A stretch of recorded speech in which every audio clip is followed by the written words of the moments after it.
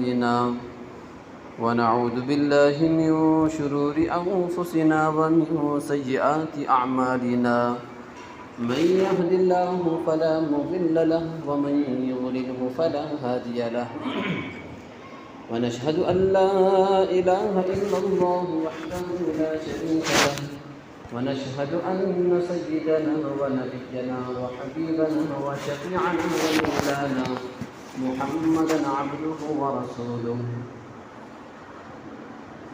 أرسله الله بالحق بشيرا ونذيرا وداعيا إلى الله بإذنه وسراجا منيرا أما بعد فأعوذ بالله من الشيطان الرجيم بسم الله الرحمن الرحيم وأعدوا له ما استطعتم من قوة ومن رباط الخيل ترهبون به عدو الله وعدوكم وآخرين من دونهم لا تعلمونهم الله يعلمهم وما تنفقوا من شيء في سبيل الله يوفى إليكم وأنتم لا تعلمون وقال النبي صلى الله عليه وسلم المؤمن القوي أحب إلى الله وخير من المؤمن الضعيف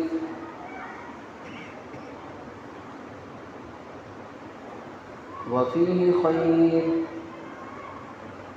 أو كما قال رسول الله صلى الله عليه وسلم اللهم صل على سيدنا محمد وعلى آل سيدنا محمد وبارك وسلم اللهم صل على سيدنا محمد وعلى آل سيدنا محمد وبارك وسلم اللهم صل على سيدنا محمد وعلى آل سيدنا محمد وبارك وسلم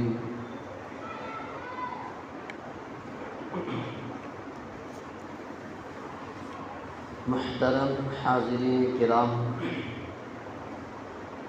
بزرگان دین، نوجوانان اسلام اور امت کے غیور مسلمانوں،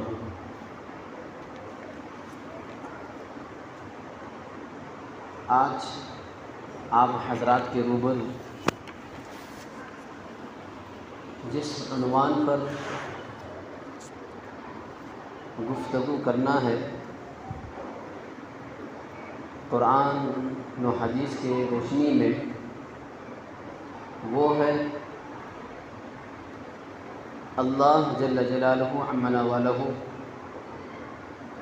کی دی ہوئی ایک بہت بڑی نعمت، صحت کی نعمت، طاقت اور قوت اور نوجوانی کی نعمت،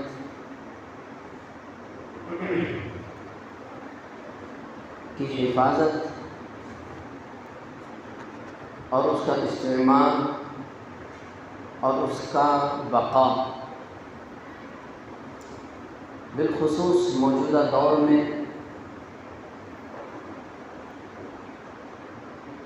اس کی اہمیت کتنی بڑھ جاتی ہے اور ہمیں اسے کتنی اہمیت دینی چاہیے، اس عنوان پر آپ حضرات سے گفتگو کرنے کا منشا ہے۔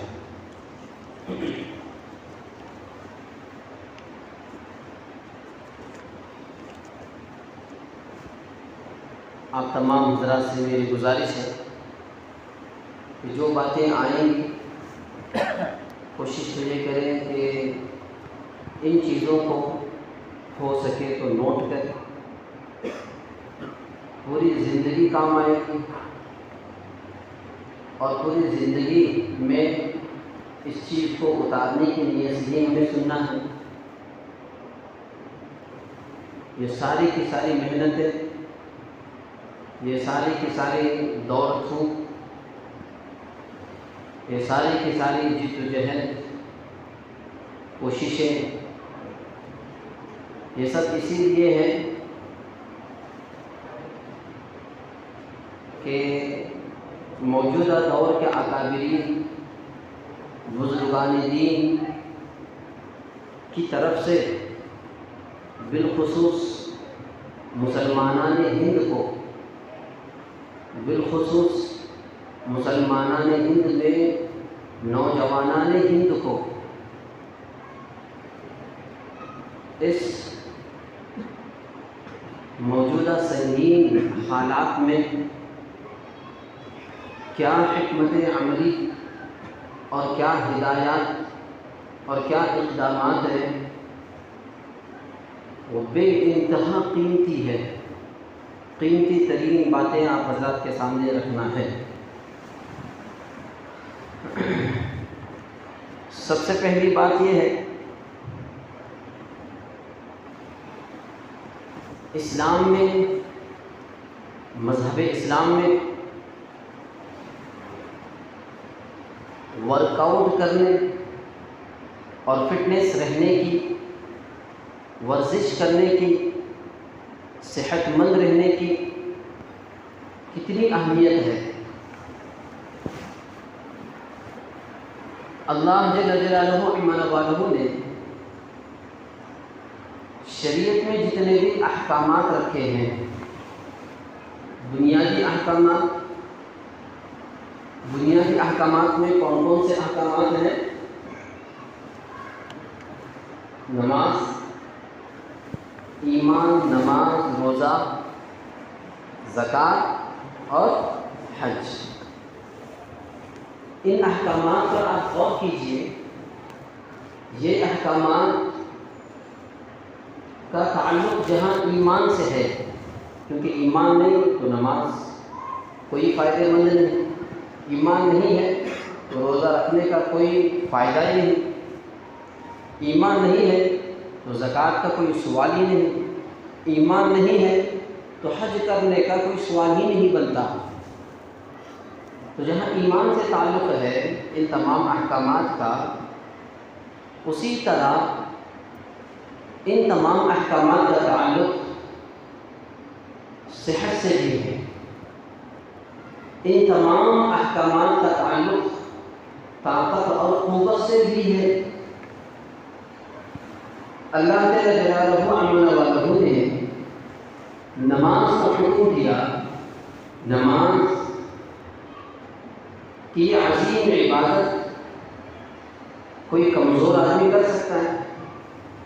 جس طرح اللہ چاہتا ہے، جو اللہ کی منشا ہے، اس منشا کے مطابق کوئی ضعیف اور کمزور آدمی کر سکتا ہے؟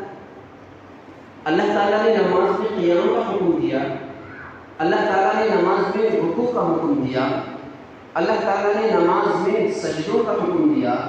یہ کمزور آدمی نہیں کر سکتا۔ اگر کسی کو ہارٹ کا پرابلم ہو، اگر کسی کو شوگر زیادہ ہو، اگر کسی کو بی پی کا مرض ہو، بہت ساری بیماریاں اس سے منسلک ہیں اور بیماریوں میں گھرا ہوا ہے، تو کیا ایسا بیمار شخص اللہ کے اس بتائے ہوئے عمل، کیونکہ افضل نماز تو یہی احکامات ہے، اگر آپ کھڑے نہیں ہو سکتے تو بیٹھ کر پڑھنا ہے، افضل چیز تو کھڑے ہو کر ہی پڑھنا ہے، تو یہ بیمار آدمی نہیں کر سکتا۔ تو اللہ خود یہ چاہتا ہے کہ میرے بندے صحت مند رہے، میرے بندے طاقتور اور بہادر رہے۔ اللہ پسند کرتا ہے طاقتور کو، اللہ پسند کرتا ہے بہادر مسلمان کو، اللہ کا پسند کرتا ہے چست اور چالاک اور ہوشیار چوکنا کو۔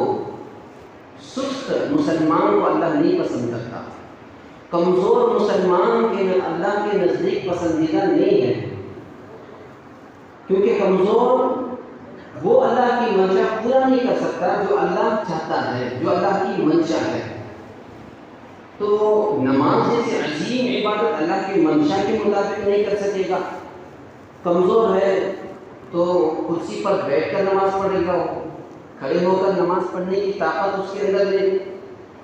کمزور ہے تو وہ سجدہ نہیں کر سکتا، کیونکہ پیٹ باہر نکلا ہوا ہے، تو سجدہ کرنا اس کے لیے مشکل، کمزور ہے رکوع نہیں کر سکتا کیونکہ اس کے لیے اپنی کمر جھکانی پڑتی ہے، اس پر برڈن کا کام ہے، وہ نہیں کر سکتا۔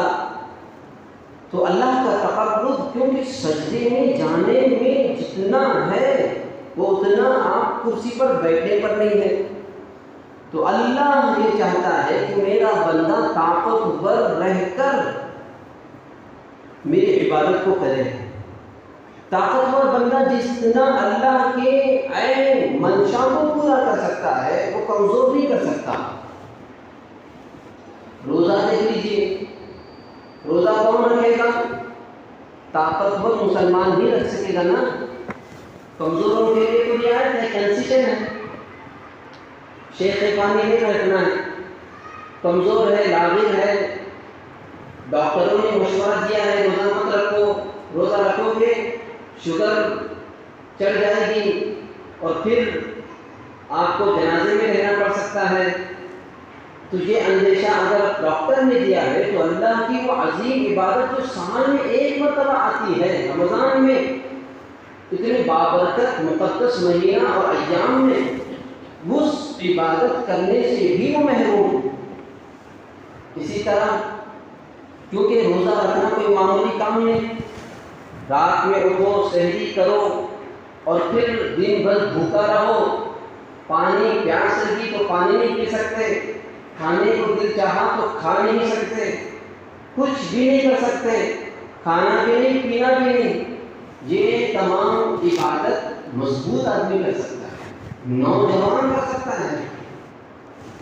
اسی طرح زکوٰۃ کو دیکھ لیجیے، زکوٰۃ کون کرے گا؟ کمزور ادا نہیں کر سکتا، کیونکہ اگر طاقتور اور بہادر مضبوط مسلمان ہے تو وہ کما سکے گا نا، وہ دولت اکٹھا کر سکے گا، وہ پیسے جمع کر سکے گا۔ پیسے جب جمع ہوں گے تب جا کر زکوٰۃ واجب ہے، پیسے جب بینک بیلنس ہوگا تب جا کر زکوٰۃ واجب ہے۔ سننے کی ایک خاص مقدار، گولڈ کی خاص مقدار اگر جمع ہوگی تب جا کر زکوٰۃ واجب ہے۔ اب یہ کمزور آدمی ہے، ہٹا کٹا نہیں ہے، لاغر ہے، ضعیف ہے، وہ مارکیٹ میں 1 گھنٹہ کھڑ نہیں سکتا، بیٹھ نہیں سکتا ایک جگہ، بہت مجبور ہے، بےکس ہے، کیا کمائے گا؟ کما نہیں سکتا تو پیسے جمع نہیں ہو سکتے، پیسے جمع نہیں ہو سکتے تو زکوٰۃ واجب نہیں ہو سکتی۔ تو زکوٰۃ واجب ہونے کے لیے بھی طاقت اور قوت کی ضرورت ہے، یہ عبادت بھی نہیں کر سکتا۔ اور پھر حج جیسی عبادت، حج تو محض نقل و حرکت کا نام ہی ہے، پورے 7 چکر، ایک طواف 7 چکر لگانے سے ہوتا ہے، اور وہ 7 چکر مارنا، اب جا کر آپ میں سے کوئی عمرے کو گیا ہوگا، حج کیا ہوگا، محسوس کر سکتے ہیں تو چکر لگانا کوئی معمولی بات نہیں ہے، اس کے لیے بھی فٹنس کی ضرورت ہے، اس کے لیے بھی صحت مندی کی ضرورت ہے۔ تو اللہ چاہتا یہ ہے کہ میرا بندہ مضبوط رہے، سعی کرے، سعی میں تقریباً پورے سعی میں 4 کلومیٹر کی دوری اور فاصلہ اور مسافت ہے، اس کے بغیر سعی نہیں ہو سکتا۔ صرف چلنا دوڑنا، مینا ہو گئے، مزدلفہ ہو گئے، محض ہلچل میں جو ہے یہ عبادت ہے۔ کمزور آدمی کر سکے گا؟ نہیں کر سکے گا۔ تو اللہ یہ چاہتا ہے کہ میرا بندہ مضبوط رہے، اور اللہ نے عبادت بھی، شریعت کی بنیادی احکامات بھی بندوں پر ایسے سونپ دیے ہیں کہ وہ احکامات بھی انسان اگر کمپلسری پوری زندگی میں کرنے لگے ہو تو بندہ اس عبادت کی بنیاد پر بھی صحت مند رکھ سکتا ہے، طاقتور اور بہادر رہ سکتا ہے، اس کے اندر کمزوری نہیں آ سکتی۔ فجر میں جتنی رکعتیں ہیں، تہجد کی نماز اگر پڑھ لے، فجر کی نماز اگر پڑھ لے، ظہر کی جتنی رکعتیں وہ پڑھ لے، عصر کی جتنی رکعتیں وہ پڑھ لے، مغرب کی جتنی رکعتیں وہ پڑھ لے، عشاء کی جتنی رکعتیں وہ پڑھ لے، تو پھر وہ بندہ نماز پڑھنے، رکوع کرنے، قیام کرنے، سجدہ کرنے کی وجہ سے اللہ اس کو بہادر رکھ سکتا ہے، مضبوط بنا سکتا ہے، کیونکہ اس میں بھی نقل و حرکت کا نام ہے۔ اس میں بھی ہلچل کا نام عبادت ہے۔ اسی طرح تو اس سے یہ پتہ چلا کہ اللہ مضبوطی کو پسند کرتا ہے، اللہ بہادری کو پسند کرتا ہے، سستی کو، کاہلی کو اللہ پسند نہیں کرتا۔ سست مسلمان، کاہل مسلمان اللہ کو پسند نہیں ہے، اور اس کی قباحت اللہ تبارک و تعالیٰ نے قرآن مجید میں فرمایا۔ ایک جگہ اللہ تعالیٰ نے ارشاد فرمایا ہے وَإِذَا قَامُوا إِلَى الصَّلَاةِ قَامُوا كُسَالَىٰ۔ منافقین کی، فاجر اور فاسق کے علامات کو اللہ تعالیٰ نے ذکر کیا ہے قرآن مجید میں۔ منافقین جب نماز ادا کرتے ہیں بالکل سستی کے ساتھ، کاہلی کے ساتھ نماز ادا کرتے ہیں۔ فاسق اور فاجر، اس سے یہ معلوم ہوا جو اندرونی طور پر فاسق ہیں، اندرونی طور پر فاجر ہیں، اندرونی طور پر منافق ہیں، ان کا نفاق، ان کا فجور اور ان کا فسق ظاہر ہوتا ہے نماز کی کیفیت میں۔ اگر اندرونی طور پر سچا مسلمان ہے تو نماز میں سستی نہیں کرے گا۔ اور اس سے یہ پتہ چلتا ہے کہ اللہ ان کی ان علامات کو، ان کی ان چیزوں کو ذکر کر کے یہ بتایا ہے کہ میرے نزدیک سست مسلمان، کاہل مسلمان پسندیدہ نہیں ہے۔ اسی لیے یہ سستی، یہ کاہلی اللہ کو پسند نہ ہونے کی وجہ سے اللہ نے حضور کی تمام 63 سالہ زندگی میں کبھی اللہ کے نبی کو جمائی نہیں آئی۔ چھینک اللہ کے نبی کو آئی ہے جو کہ چستی کی علامت ہے، لیکن اللہ کے نبی کو کبھی جمائی نہیں آئی۔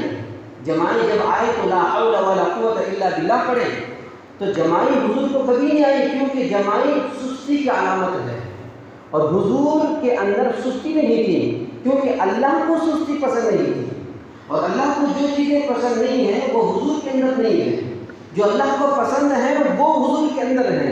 تو اللہ تعالیٰ نے کبھی اپنے نبی کے اندر نبی سے جمائی سرزد نہیں کیا، حضور سے کبھی جمائی ظاہر نہیں ہوئی۔ تو یہ پتہ چلا، معلوم یہ ہوا اللہ کو، اللہ تبارک و تعالیٰ کے نزدیک اللہ اور اس کے رسول کو مضبوطی پسند ہے، اللہ کے نبی علیہ السلام کو طاقت اور قوت پسند ہے، مضبوط اور طاقتور مسلمان پسند ہے۔ پوری دنیا کی تاریخ اٹھا لیجیے، جتنی بھی دنیا کی بڑی بڑی شخصیتیں گزری ہیں نا، جو انقلابی کام کیے ہوئے ہیں، مضبوط کام کیے ہوئے ہیں، جن شخصیتوں کی وجہ سے، جن ہستیوں کی وجہ سے، جن لوگوں کی وجہ سے علاقے کے علاقے تبدیل ہوئے، ان کے اندر بیداری پیدا ہوئی، ان کے اندر جوش پیدا ہوا، جو ان کے اندر ولولہ پیدا ہوا، ان کے اندر ایک پوری تبدیلی، زندگی کی تبدیلی آئی، ٹرننگ پوائنٹ میں وہ داخل ہو گئے۔ ایسی شخصیتوں کا جو کتابوں میں تذکرہ ہے، جن کی وجہ سے ملکیں بدل گئی، دنیا بدل گئی، وہ شخصیتوں کی آپ ہسٹری اٹھا کر کے دیکھ لیجئے، تاریخ اٹھا کر کے دیکھ لیجئے، ایک ہستی آپ نہیں دکھا سکتے جو ایمانی اعتبار سے مضبوط ہیں لیکن بدنی اعتبار سے کمزور ہیں۔ ایک ہستی اٹھا کر کے نہیں دکھا سکتے۔ جتنی بھی انقلابی شخصیتیں گزری ہوئی ہیں، سب کے سب جہاں ایمانی اعتبار سے مضبوط اور پاورفل تھے، وہیں پر بدنی اعتبار سے بھی بہادر تھے۔ اللہ نے قرآن مجید میں تذکرہ کیا ہے لوگوں کا۔ حضرت ابراہیم علیہ السلام کو دیکھیں۔ حضرت ابراہیم علیہ السلام اپنے زمانے میں، اپنے دور میں انہوں نے نمرودی طاقت سے چیلنج کیا۔ پورے ملک میں نمرودی طاقت کا بول بالا ہے، ہر طرف کفر و شرک کا ماحول، اور اس کی طاقت جو ہے وہ ہر طرف بچھی ہوئی ہے، ہر جگہ اس کی طاقت کا بول بالا ہے۔ حضرت ابراہیم علیہ السلام اکیلے تنہا، اور ان کو نہ باپ کا سپورٹ تھا، نہ کسی بھائی کا سپورٹ تھا، نہ کسی خاندان والوں کا سپورٹ تھا، نہ کسی رشتہ دار کا سپورٹ تھا۔ کس کا سپورٹ تھا ان کو؟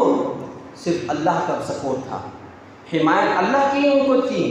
باپ نے بھی ساتھ دینے سے انکار کر دیا، خاندان والوں نے بھی ساتھ دینے سے انکار کر دیا، رشتے داروں نے بھی ساتھ دینے سے انکار کر دیا، لیکن اکیلے تنہا ڈٹے ہوئے ہیں، استقامت کے ساتھ جمے ہوئے ہیں حق بات پر جم کر وقت کے کفر کو، وقت کے ظالم کو، نمرود کو انہوں نے گھٹنے ٹیکنے پر مجبور کر دیا۔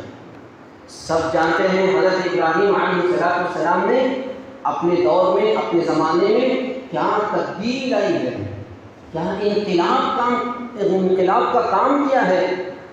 ڈٹ کر، جم کر، پوری بہادری، پوری شجاعت کے ساتھ، پوری طاقت اور قوت کے ساتھ جمے رہے۔ اللہ نے وہ دن دکھا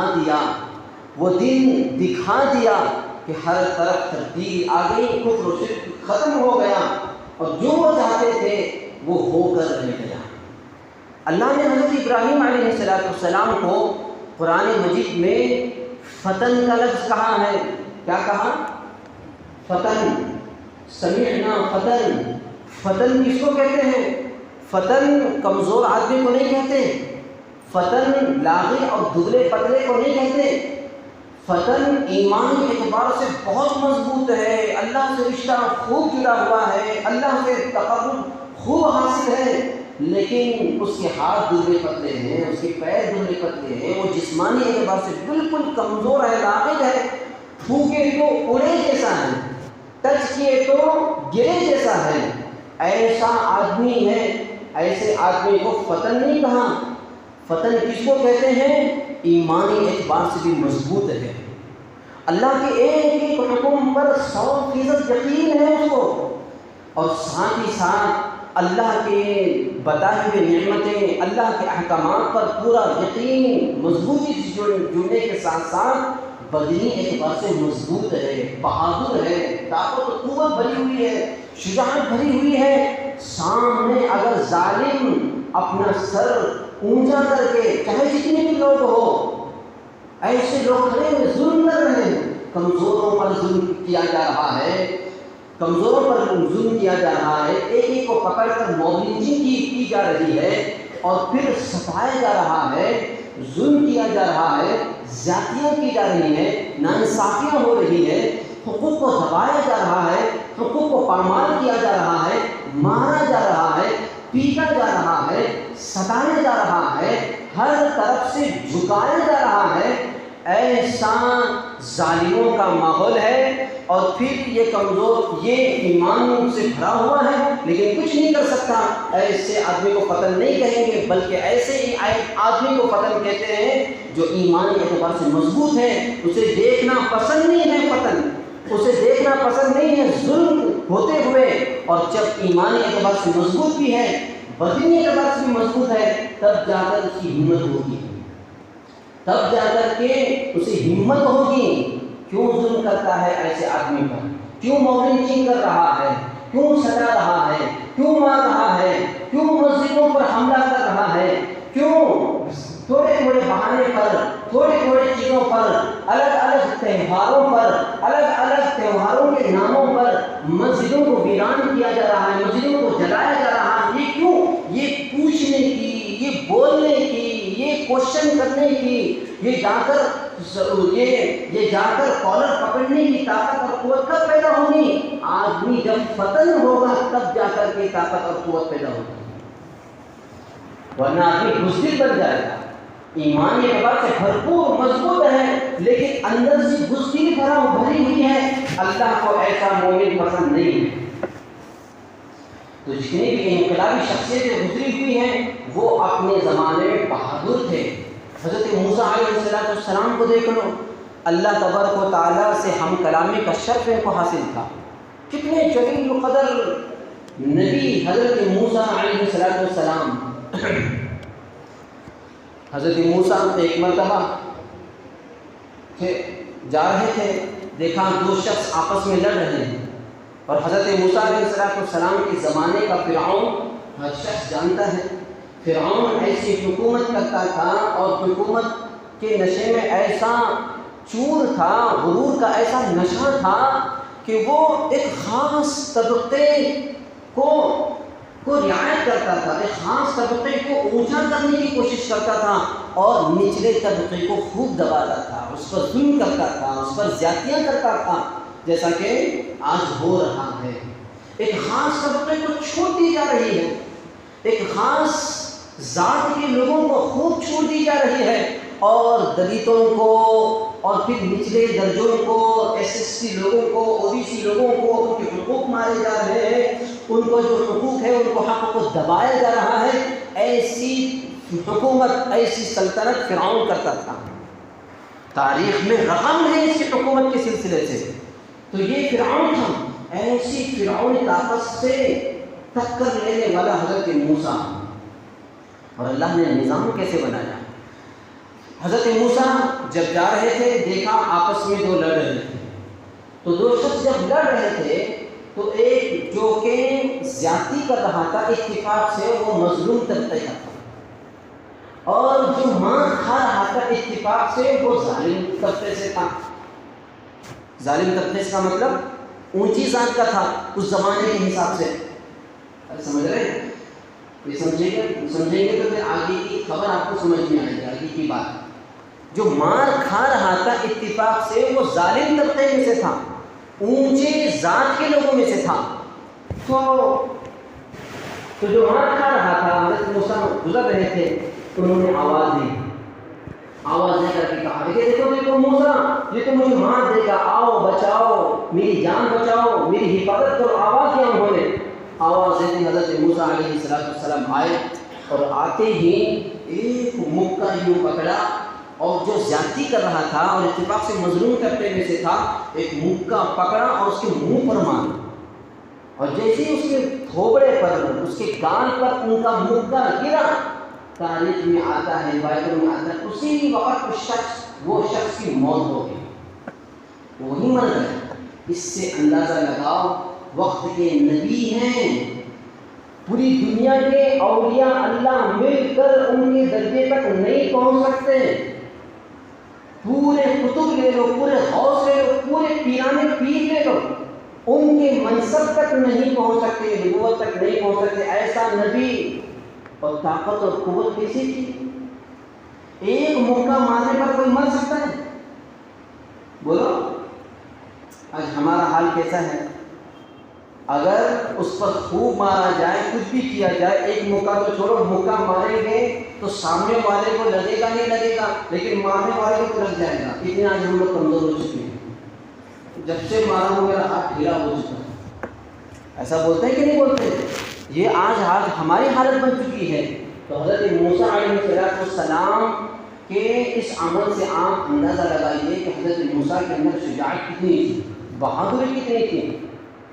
پھر جب وہ ہوا تو وہ ہونے کے بعد حضرت موسیٰ علیہ السلام وہاں سے حضرت شعیب علیہ السلام کی بستی میں چلے گئے، مدین میں گئے۔ وہاں جانے کے بعد انہوں نے دیکھا ایک درخت کے نیچے بیٹھے ہوئے تھے، وہاں انہوں نے دعا کی، رب انی انزلت من خیر فقیر، اس طرح کی دعا کی انہوں نے۔ کچھ نہیں تھا، کھانے پینے کا کوئی ساز و سامان نہیں تھا، لیکن ان کی پرورش، ان کی تربیت شاہانہ انداز سے ہوئی تھی نا۔ فرعون کے محل میں اللہ تعالیٰ نے نظام بنایا تھا، تو شاہانہ انداز میں ہے، تو پھر کھانے پینے کے کیا ہے وغیرہ وغیرہ بہت ساری چیزیں تھیں۔ لیکن اب جب ایک درخت کے نیچے بیٹھے ہوئے، کچھ کھانے پینے کی چیز نہیں، بھوک لگی ہے، پیاس لگی ہے، کچھ بھی نہیں ہے، پریشان ہوئے، انہوں نے دعا کی۔ اتفاق سے ان کی نظر پڑی حضرت شعیب علیہ السلام کی بیٹیوں پر، مطلب ایک بھیڑ جمع ہوئی تھی، نظر نہیں پڑی، بھیڑ جمع ہوئی تھی، پانی لے رہے تھے لوگ، اور لوگ جو ہے ان کو پانی نہیں دے رہے تھے، جبکہ جب کنواریں لڑکیاں ہوتی ہے تو ان کو پہلے دے کر کے بھیج دینا چاہیے تھا۔ تو انہوں نے افسوس ظاہر کیا ہے کہ ایسے لوگ ہیں، پہلے ان کو دے کر کے روانہ کرتے، پھر جو ہے اپنا کام کر لیتے تھے۔ افسوس کیا انہوں نے، پھر وہ گئے بالکل اپنی نظر جھکاتے ہوئے، اور جا کر کے ان کو کہہ کر پہلے ان کو پانی کھینچ کر کے ڈور سے کھینچ کر پانی دے دیا اور واپس کر دیا۔ حضرت موسیٰ علیہ السلام پوچھنے سے پہلے ہی ان دونوں لڑکیوں نے کہہ دیا، ہمارے والد بہت کمزور ہیں، نابغ ہیں، ضعیف ہیں، بوڑھے ہیں، عمر رسیدہ ہیں، وہ نہیں لا سکتے، اس وجہ سے ہم لائے۔ ان کو کہنے کی ضرورت کیوں پڑی؟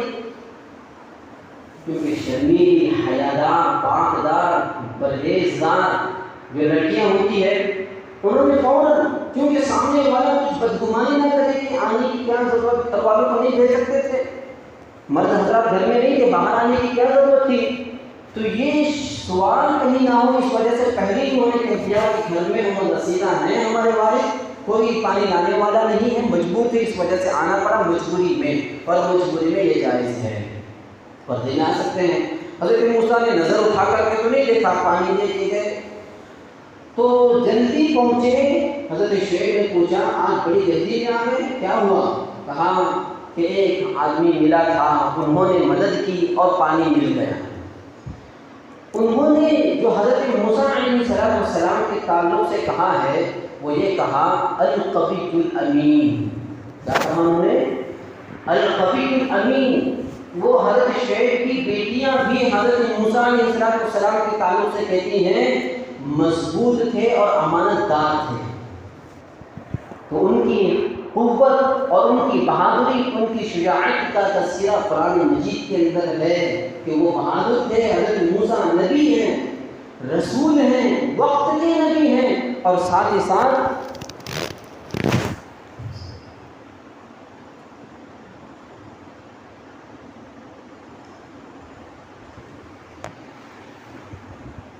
بہادر بھی ہے۔ تو پتہ چلا کہ بزرگی، پتہ یہ چلا پرہیزگاری، دینداری، چاہے وہ نبوت جیسی، نبوت والی پرہیزگاری کیوں نہ ہو، ولایت، اللہ والی، یہ جو اللہ سے قریب کرنے والی جو چیزیں ہیں، یہ چیزیں آدمی کو بہادر بننے سے نہیں روکتی۔ نبی بھی بہادر تھے، جتنی بھی انقلابی شخصیتیں تھیں وہ سب کے سب بہادر تھے، کوئی کمزور اس میں سے نہیں گزرا ہے۔ اصحاب کہف کے تعلق سے آپ کو پتہ ہے، اصحاب کہف جو تھے، جتنے بھی تھے، انہوں نے جو کام کیا تھا، کیا بہادری تھی ان کی، کیا ان کی شجاعت، سلام ہو ان کی بہادری پر۔ پورے ملک میں ہوا چلی ہے، اور حکومت نے تو اعلان آرڈر جاری کر دیا تھا جو ہمارے خلاف ہے سر عام ان کو قتل کر دو، اور وہ آن دا اسپاٹ ہو رہا تھا۔ اسی وجہ سے وہ اصحاب کہف غار میں جا کر کے پناہ لیے تھے کہ نہیں لیے تھے؟ غار میں جا کر کے پناہ لیے ہوئے تھے، باوجود اس کے کہ جب سر اڑایا جا رہا ہے، جان کے ڈالے ہوئے ہیں، قتل و قتال کا ماحول بن چکا، پھر بھی وہ اپنے مسلک پر، اپنی بات پر استقامت سے جڑے ہوئے ہیں، حق بات پر جڑے ہوئے ہیں۔ ان نوجوانوں کے تعلق سے اللہ تبارک و تعالیٰ نے یہی کہا ہے انہم فتیۃ، کیا کہا؟ انہم فتیۃ، یہ سب کے سب فتن تھے، نوجوان تھے، بہادر تھے، کمزور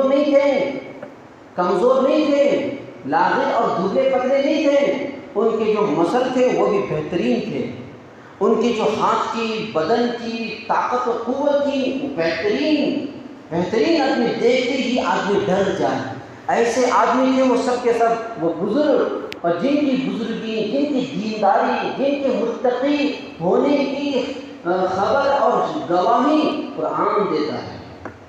ایسے نوجوان تھے، یہ نبی نہیں، صرف اللہ والے ہیں، لیکن اللہ والوں کی بہادری کو اللہ تبارک و تعالیٰ نے قرآن مجید کے اندر رقم کر دیا ہے۔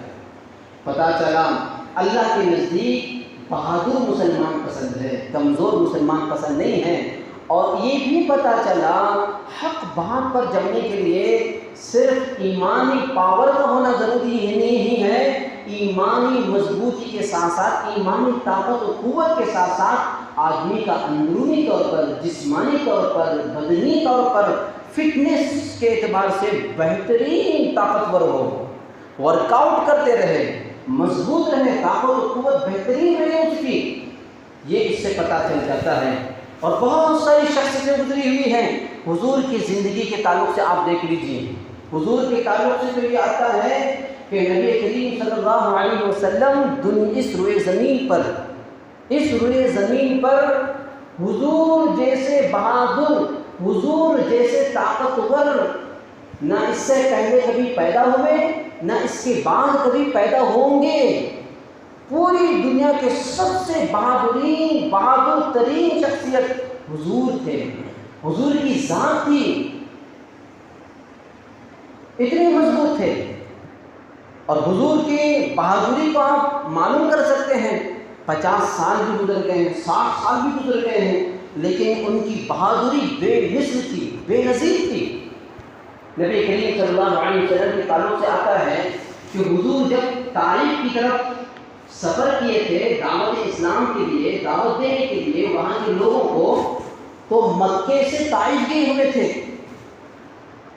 مکے سے طائف کا جو فاصلہ ہے وہ فاصلہ 110 میل کا ہے۔ کتنے بھائی؟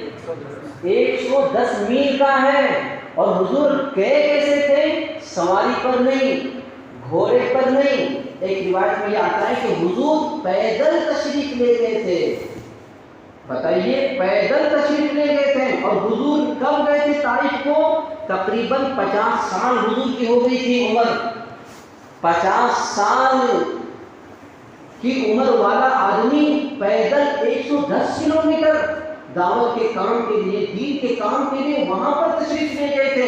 آپ اندازہ لگا سکتے حضور اپنے طور پر کیسے مضبوط رہے ہوں گے، کیسی طاقت اور قوت ان کی ہوگی، کیسی مسل پاور ان کی ہوگی، آپ اندازہ لگا سکتے ہیں۔ اور وہ بھی کوئی وہاں پر ہائی وے نہیں تھا جانے کے لیے کہ گئے ایک راستہ پکڑ کر سیدھے پہنچ گئے، ایسا نہیں تھا۔ مکے سے لے کر طائف کو جانے کا جو فاصلہ اور راستہ تھا، وہاں کوئی ہائی وے، کوئی سروس روڈ، کوئی پکا روڈ، کوئی کچا روڈ تک نہیں تھا، بلکہ وہ جو فاصلہ تھا وہ پہاڑوں کا فاصلہ تھا۔ پہاڑوں سے راستے بنا کر کے حضور تشریف لے گئے تھے۔ اندازہ لگائیے کیسی بہادری ہوگی، 50 سال کی عمر ہے۔ حضور نے یہ مشقتیں برداشت کی۔ یہ مشقتیں برداشت کرنے کا داعیہ اور جذبہ کب پیدا ہوتا ہے؟ کسی کمزور آدمی کے اندر پیدا ہو سکتا ہے۔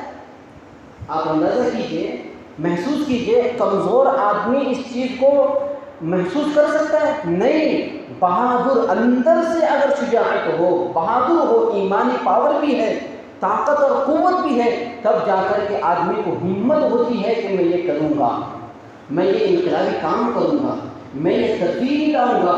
یہ اندر سے یہ چیزیں پیدا ہوتی ہے۔ اسی طرح صحابہ کی زندگی دیکھ لیجئے، صحابیات کی زندگی دیکھ لیجئے، ان تمام کی زندگیوں سے یہی پتہ چل جاتا ہے کہ حضور کی جو زندگی اور صحابہ کی جو زندگی گزری ہوئی ہے، صحابیات کی جو زندگی گزری ہوئی ہے، یہ تمام کی تمام زندگی بہت بہادری کے ساتھ، طاقتوری کے ساتھ اور اسی طرح قوت اور طاقت کے ساتھ میں ان کی زندگیاں گزرتی تھی۔ اللہ کے نبی علیہ السلام کی بہادری کے تعلق سے ایک بات یہ آتی ہے کہ ایک مرتبہ جب مدینے میں حضور تھے، اور آپ کو پتہ ہے مدینے کے اندر شروع میں دشمنوں کا ہمیشہ خدشہ رہتا تھا، کیونکہ مدینے میں جب حضور اور ہجرت کر کے مسلمان جب تشریف لائے تھے مدینے کے اندر مکہ چھوڑ کر، تو مکے والوں کا ہمیشہ خدشہ رہتا تھا کہ کب اچانک حملہ کر دے، اور مدینے کی جو منافقین ہیں ان کے ساتھ میں سانٹھ گانٹھ کر کے اور بات چیت کر کے دشمنی کر کے کہیں حملہ نہ کر دے، اس بات کا ہمیشہ خدشہ رہتا تھا۔ مہاجرین اپنے رات کا اندھیری کا وقت ہے، رات کے اندھیری ہے، سب سوئے ہوئے ہیں، اچانک دشمنوں کے حملہ کرنے جیسا آواز آئے، گھوڑوں کا ہو، تیروں کا ہو، تلواروں کا ہو، اور حملہ کی جیسی آوازیں آئی، تو آنے کی وجہ سے پورے مسلمان جاگ کے بیدار ہو گئے، ارے دشمن ہیں، ارے اپنی تیر اٹھاؤ، اپنی تلوار اٹھاؤ، اپنے نیزے لے لو، اپنی زرہ پہن لو، یہ جنگ کا وقت ہے، یہ حملے کا وقت ہے۔ اس طرح آپس میں آواز لگا رہے، اور مسلمان جب جہاں سے آواز آ رہی تھی حملے کی، دشمنوں کی آہٹ محسوس ہو رہی تھی، وہاں کی طرف جا رہے ہیں، تو سب کے سب مسلمان دیکھ رہے حضور گھوڑے پر سوار ہو کر کے تیز رفتار کے ساتھ اسی آواز کی طرف سے آ رہے ہیں۔ مسلمانوں نے بڑی تعجب سے پوچھا حضور کو، اے اللہ کے نبی کیا ہوا، آپ کہاں سے تشریف لا رہے ہیں؟ حضور نے فرمایا کہ دشمنوں کا حملہ ہوا تھا، اب دشمنوں کا کوئی خوف نہیں ہے، آپ جائیے آرام سے پوری رات گزار لیجیے۔ اندازہ لگائیے حضور کے اندر کیا ہمت ہوگی، کیا جمع مردی ہوگی. اکیلے تنہا ان تمام دشمنوں کا دفاع کیا حضور نے، اکیلے تنہا. آج ہمارے اندر وہ طاقت ہے، ہم انہی نبی کے ماننے والے ہیں کہ نہیں ہیں، انہی کی امتی ہیں یا نہیں ہیں، انہی کا کلمہ پڑھ کر آج ہم مسلمان ہیں. ہم اپنے آپ کو مسلمان ہونے پر فخر کرتے ہیں کہ نہیں کرتے ہیں؟ حضور کی عمر 50 سال سے زائد ہے اور حضور اتنی جوان مردی کا کام کر رہے ہیں. کب کر رہے ہیں؟ اندر سے طاقت اور قوت ہے، جبھی جا کر کے یہ ہمت ہوئی. اکیلے تنہا ہاتھ میں وہاں سے ان کو بھگا کر ان کو شکست دے کر کے آ رہے، اکیلے تنہا. ایسی بہادری کے کام کے لیے ایسی اندر طاقت اور قوت کی ضرورت ہے، یہ اس کے بغیر ممکن نہیں ہے. آج ہمارا حال یہ ہے، اگر کچھ لوگ کسی ایک نہتے مسلمان پر، کمزور مسلمان پر یا کسی نہتے کسی انسان پر ظلم کرنے لگے ہمارے، اور وہ بھی تیر تلوار سے کوئی مار رہا ہے، چاقوؤں سے اس کو چھلنی کر رہا ہے، کسی کی ہمت نہیں ہوتی بچانے کی، آگے جا کر اس کو چھڑانے کی. موب لنچنگ ہو رہی ہے، کسی کی ہمت نہیں ہوتی پوچھنے کی کہ کیوں مار رہا ہے، کیونکہ خود ڈر رہا ہے کہیں وہ تلوار مجھے نہ لگ جائے، کہیں وہ چاقو مجھے نہ لگ جائے، کہیں وہ چھری میرے پیٹ میں نہ چلی جائے، کیونکہ کسی کو داؤ پیچ آتی ہی نہیں. آتے ہیں کسی کو؟ کسی نے سیکھنے کی ہمت بھی نہیں کی. یہ اصل ہمت کب آئے گی؟ آدمی جب وہ تمام چیزیں سیکھے گا، اپنے اندر وہ مہارت پیدا کرے گا، تب جا کر کہ یہ ہمت والا کام کر سکے گا. اسی لیے تو صحابہ، حضور، انبیاء یہ ہمت کے کام کیوں آسانی سے کرتے تھے؟ کیا وہ پیدائشی بہادر تھے؟ کیا وہ پیدائشی طاقتور تھے؟ کیا وہ پیدائشی جم کیے ہوئے تھے؟ کیا وہ پیدائشی کراٹے سیکھ کر کے آئے ہوئے تھے؟ کیا پیدائشی ورزش کیے ہوئے تھے؟ کیا صبح سویرے اٹھ کر وہ ورزش نہیں کرتے تھے؟ کیا صبح سویرے اٹھ کر کے وہ کراٹے نہیں سیکھتے تھے؟ کیا صبح سویرے اٹھ کر کے وہ تیر اندازی نہیں سیکھتے تھے؟ کیا وہ صبح سویرے اٹھ کر گھوڑ سواری نہیں سیکھتے تھے؟ کہ دشمن کو کس طرح جواب دینا ہے وہ داؤ پیچ نہیں سیکھے تھے؟ سیکھے بغیر ان کو اندر آ گئے؟ ایسا نہیں ہے، یہ سیکھے بغیر نہیں آ سکتا. ہر چیز سیکھا کرتے تھے، صحابہ سیکھتے تھے، حضور سیکھتے تھے، یہ سب سیکھنے نے جب جا کر کے یہ ساری کی ساری چیزیں ہوئی ہیں. اللہ کے نبی علیہ السلام کے تعلق سے اسی طرح صحابہ فرماتے حضور کے تعلق سے کہ حضور کو ہم نے ہمیشہ جنگ کے دوران دیکھا ہے. سپہ سالار عام طور پر کہاں رہتا ہے؟ جنگ کا سپہ سالار کمانڈر ہو، کمانڈو ہو، کہاں رہتا ہے؟ وہ تو حکم دیتا رہتا ہے، آرڈر دیتا رہتا ہے. ارے دیتا ہے کہ نہیں دیتا؟ ارے بولو بھائی. حکم دیتا رہتا ہے، حکم نافذ کرتا رہتا ہے اور اپنے تمام ماتحتوں کو کام میں لاتا رہتا ہے، آرڈر کرنے کا کام اس کا. لیکن صحابہ فرماتے ہیں کہ ہم نے حضور کو، ہمارے سپہ سالار حضور کو، ہمارے کمانڈر حضور کو ہمیشہ ہم نے جنگ میں جنگ کرتے ہوئے، لڑتے ہوئے، تلوار بازی کرتے ہوئے، تیر چلاتے ہوئے، نیزہ چلاتے ہوئے ہم نے دیکھا ہے. ایسا کمانڈر حضور تھے. یہ کیوں آئی چیزیں؟ یہ حضور نے سیکھ کر کے یہ داؤ پیچ سیکھ کر کے دشمنوں سے لڑا، بغیر سیکھے نہیں آئی. تو اللہ کے نبی علیہ السلام اتنے بہادر تھے. اسی طرح حضور کے تعلق سے یہ بھی آتا ہے کہ جنگ خندق کے موقع پر، خندق کی جنگ کے تعلق سے آپ نے سنا ہے، اس میں سے پورا واقعہ نہیں بتاؤں گا، اس میں سے وہ حصہ، واقعے کا وہ حصہ حضور کے سے ظاہر ہونے والا وہ واقعہ کہ جب خندق کھودی جا رہی تھی جنگ میں کہ دشمن کہیں حملہ نہ کر دے، ہمارے پاس ساز و سامان نہیں ہے، دشمن کو شکست دینے کا ایک وہ جنگی حربہ تھا. کھودے ہوئے ہیں، گڑھے کھودے ہوئے ہیں، تو کھودتے کھودتے کھودتے ہر ایک کے حصے میں اتنی زمین آئی ہوئی تھی کھودنے کے لیے، ہے نا. حضور نے جماعتیں گروپ وائز زمین کھودنے کا حکم دیا تھا، تقسیم کر دیا تھا کام. تو صحابہ کی ایک جماعت اپنے حصے کا کام کر رہی تھی. تو ایک ہی حصے میں غالباً حضرت سلمان فارسی رضی اللہ عنہ کے حصے میں بڑی چٹان آئی. کیا آ گئی؟ آج ہمارے چٹان آتی ہے گھر بنانے کے وقت میں تو کس کو بلاتے ہیں؟ ارے بولو، کس کس کو بلاتے ہیں؟ مفتی عمر فاروق صاحب کو بلاتے ہیں کیا؟ نہیں بلاتے. کس کو بلاتے ہیں؟ ارے بولو نا. جے سی بی یاد آتی ہے سب کو, کرین یاد آتی ہے, ارے ہے کہ نہیں؟ جے سی بی بلایا جائے گا, بلڈوزر بلایا جائے گا, کھودا جائے گا, تب جا کر کے وہ چٹان پھٹ جاتی ہے. جب وہ چٹان آئی تو اس زمانے میں کوئی جے سی بی نہیں تھی, کوئی بلڈوزر نہیں تھا, کرین کا کوئی نظام نہیں تھا, الیکٹرانک کے اشیاء اس زمانے میں ٹیکنیکل نہیں تھے. حضور کو بلایا گیا, اور پہلے حضور کو بلانے سے پہلے صحابہ نے پوری کوشش کی تھی توڑنے کی, کھودنے کی, چٹان پھوڑنے کی. جب وہ ان کے ہاتھ جواب دیے, حضور کو بلایا گیا, حضور آئے, اور پھر اس کے بعد حضور نے صرف ایک ہی وار میں چٹان کو انہوں نے پھوڑ دیا تھا. ایک ہی وار میں پھوڑا تھا نا, پھر 3 وار کیے, پوری کی پوری چٹان پھٹ گئی تھی. ارے ہے کہ نہیں؟ تو یہ طاقت اور قوت کہاں سے آئی؟ حضور کے اندر جو یہ طاقت اور قوت آئی ہوئی ہے, حضور نے ان تمام چیزوں کو سیکھا ہے. روایتوں سے, حدیث سے یہ ثابت ہے, حضور نے تمام کی تمام چیزیں سیکھی ہے.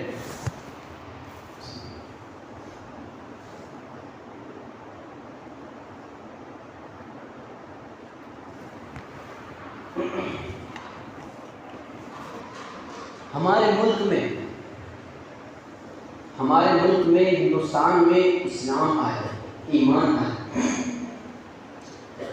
کس کے ذریعے سے آیا آپ کو پتہ ہے؟ ارے بولو, کسی کو پتہ ہے؟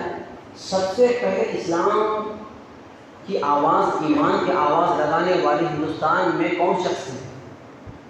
حضرت آدم علیہ السلام کی بات نہیں کر رہا ہوں, اس وقت تو آبادی بھی نہیں تھی. اس کے بعد ابھی اسی حضور کے آنے کے بعد, حضور کے زمانے میں,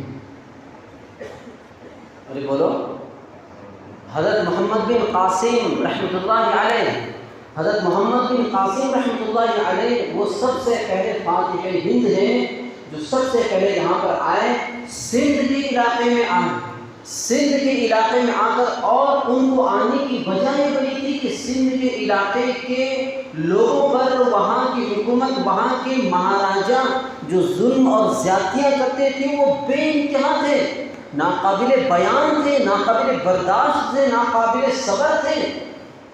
بہت زیادہ زیادتیاں, ظلم, اور ان کے ظلم کے پہاڑ ان کے اوپر توڑے جاتے تھے.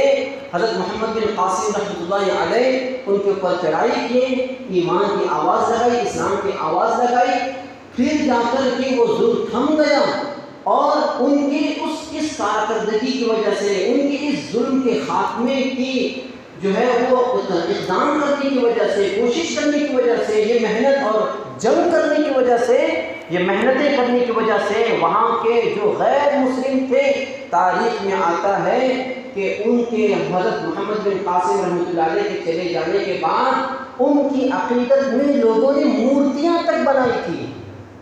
حضرت محمد بن قاسم کی مورتی بنا کر کے, ان کی عقیدت میں مورتی رکھ کر کے ان کا شکریہ ادا کرتے تھے. اس شخص کی وجہ سے ہمیں ظلم سے نجات ملی ہے, اس شخص کی وجہ سے ہمیں انصاف ملا ہوا ہے, اس شخص کی وجہ سے ہمارے اوپر سے مظالم ختم ہو چکے ہیں, ہمیں امن کا, شانتی کا اور سکون کی راحتیں ہمیں حاصل ہوئی ہیں. اس شخص کی وجہ سے, اس عقیدت میں انہوں نے مورتیاں تک بنائی تھیں. تاریخ میں آتا ہے محمد بن قاسم کتنے سال کے تھے, کتنی عمر کے تھے؟ روایتوں میں آتا ہے صرف 17 سال کے تھے. کتنے سال کے تھے؟ صرف 17 سال کا وہ نوجوان پورے سندھ پر چڑھائی کرنے کی ہمت کیا. آپ اندازہ لگاؤ, غور کرو کیا طاقت ہوگی ان کے اندر. اس سے یہ بھی اندازہ لگاؤ کہ ان کے والدین نے کیسی تربیت کی ہوگی, کہاں کہاں ان کو جوائن کیا ہوگا, جہاں پر تعلیم, ایجوکیشن, علوم کو حاصل کرنے کا ایک سلسلہ جہاں پر جاری رکھا. ساتھ ہی ساتھ ان کے والدین نے اپنے بیٹے کو بہادر بنانے کے لیے, طاقتور بنانے کے لیے, مضبوط بنانے کے لیے کون کون سے جم میں ان کو جو ہے داخلہ دلوایا تھا, کون کون سے کراٹے کے داؤ پیچ انہوں نے سکھائے تھے, گھوڑ سواری کے کون کون سے اس زمانے کے جنگ کے دشمنوں کو مارنے کے اور ظالموں کو ظلم سے روکنے کے, ظلم کے خاتمے کے جو بھی داؤ پیچ ہیں وہ سب کے سب ان کے والدین نے سکھایا تھا. اور کس نے سکھایا تھا؟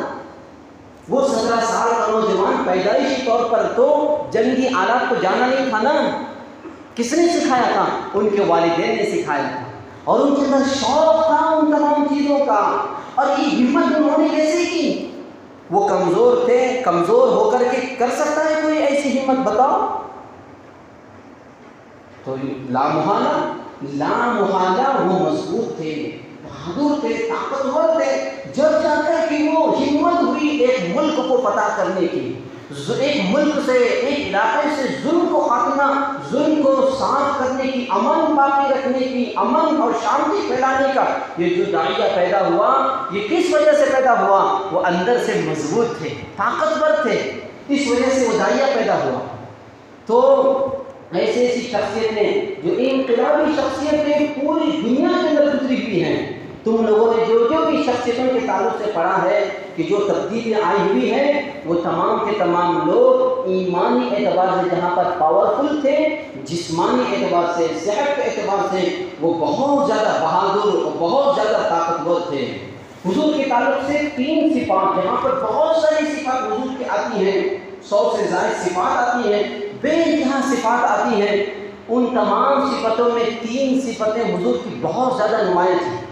حضرت انس رضی اللہ عنہ کی روایت، اللہ کے نبی صلی اللہ علیہ وسلم، حضرت انس رضی اللہ عنہ کی روایت فرماتے ہیں، نبی کریم صلی اللہ علیہ وسلم، کان رسول اللہ صلی اللہ علیہ وسلم احسن الناس، اجمل الناس، اشجع الناس، تمام لوگوں میں سب سے اچھے حضور تھے، تمام لوگوں میں سب سے زیادہ خوبصورت حضور تھے، جہاں پر سب سے اچھے اخلاقی اعتبار سے حضور تھے، اخلاقی اعتبار سے حضور تھے، جہاں پر سب سے اچھے خوبصورت اعتبار سے حضور تھے، وہیں پر حسن کے ساتھ ساتھ اور اخلاق کے ساتھ ساتھ حضور بہادر تھے، سب سے بہادر تھے۔ آج ہمارے یہاں سب سے اخلاق والا کون شخص جانا جاتا ہے؟ جو ایک دم کمزور رہتا ہے، رومال پہنا ہوا ہوتا ہے، ایک دم کمزور، دبلا پتلا، بات کر رہے ہیں تو پھول جھڑ رہے ہیں، محسوس یہ ہوتا ہے کہ یہ عورت کی آواز ہے یا مرد کی آواز ہے۔ ایسا آدمی ہمارے معاشرے میں رہتا ہے تو ہم اس کو اخلاق والا سمجھتے ہیں کہ نہیں سمجھتے ہیں؟ ارے بولو نہیں، ہمارے یہاں اخلاق کا پہلو کیا ہے؟ یہی تو ہے نا، میں غلط کہہ رہا ہوں؟ ارے بولو، میں غلط کہہ رہا ہوں کیا؟ اخلاق کا تصور ہمارے یہاں جو ماحول بنا ہوا ہے، با اخلاق انسان کا یہی بنا ہوا ہے۔ اللہ حفاظت کرے، استغفر اللہ، ایسا نہیں ہے۔ حضور کی ان تمام صفات کو آپ دیکھ لیجیے، حضور جہاں پر سب سے اچھے، سب سے خوبصورت، سب سے بہادر بھی حضور ہی تھے۔ بہادری کا مطلب کیا؟ مسل پاور، مضبوط تھے، ان کی جسامت بہت بہترین، مضبوط تھے۔ آدمی جب دیکھتا تو ڈر جاتا تھا، روک داری ہو جاتا تھا، دشمن دشمنی کرنے سے، حاسدین حسد کرنے سے، مخالفین مخالفت کرنے سے، نقصان پہنچانے والے نقصان پہنچانے سے 100 بار سوچتے تھے اس کے ساتھ میں حسد کروں کیا نہ کروں، 100 بار سوچتے تھے اس سے میں نفرت کروں کیا نہ کروں، 100 بار دشمن سوچتا تھا اس سے میں پنگا لوں یا نہ لوں، 100 بار سوچتا تھا، جب جا کر کے دشمن دشمنی کرتا تھا۔ کیوں کرتا تھا؟ کیونکہ سامنے والا بہت بہادر ہے، مضبوط ہے، طاقتور ہے، جب جا کر کے یہ ساری کی ساری سوچتا تھا۔ آج ہمارا حال کیسا ہے؟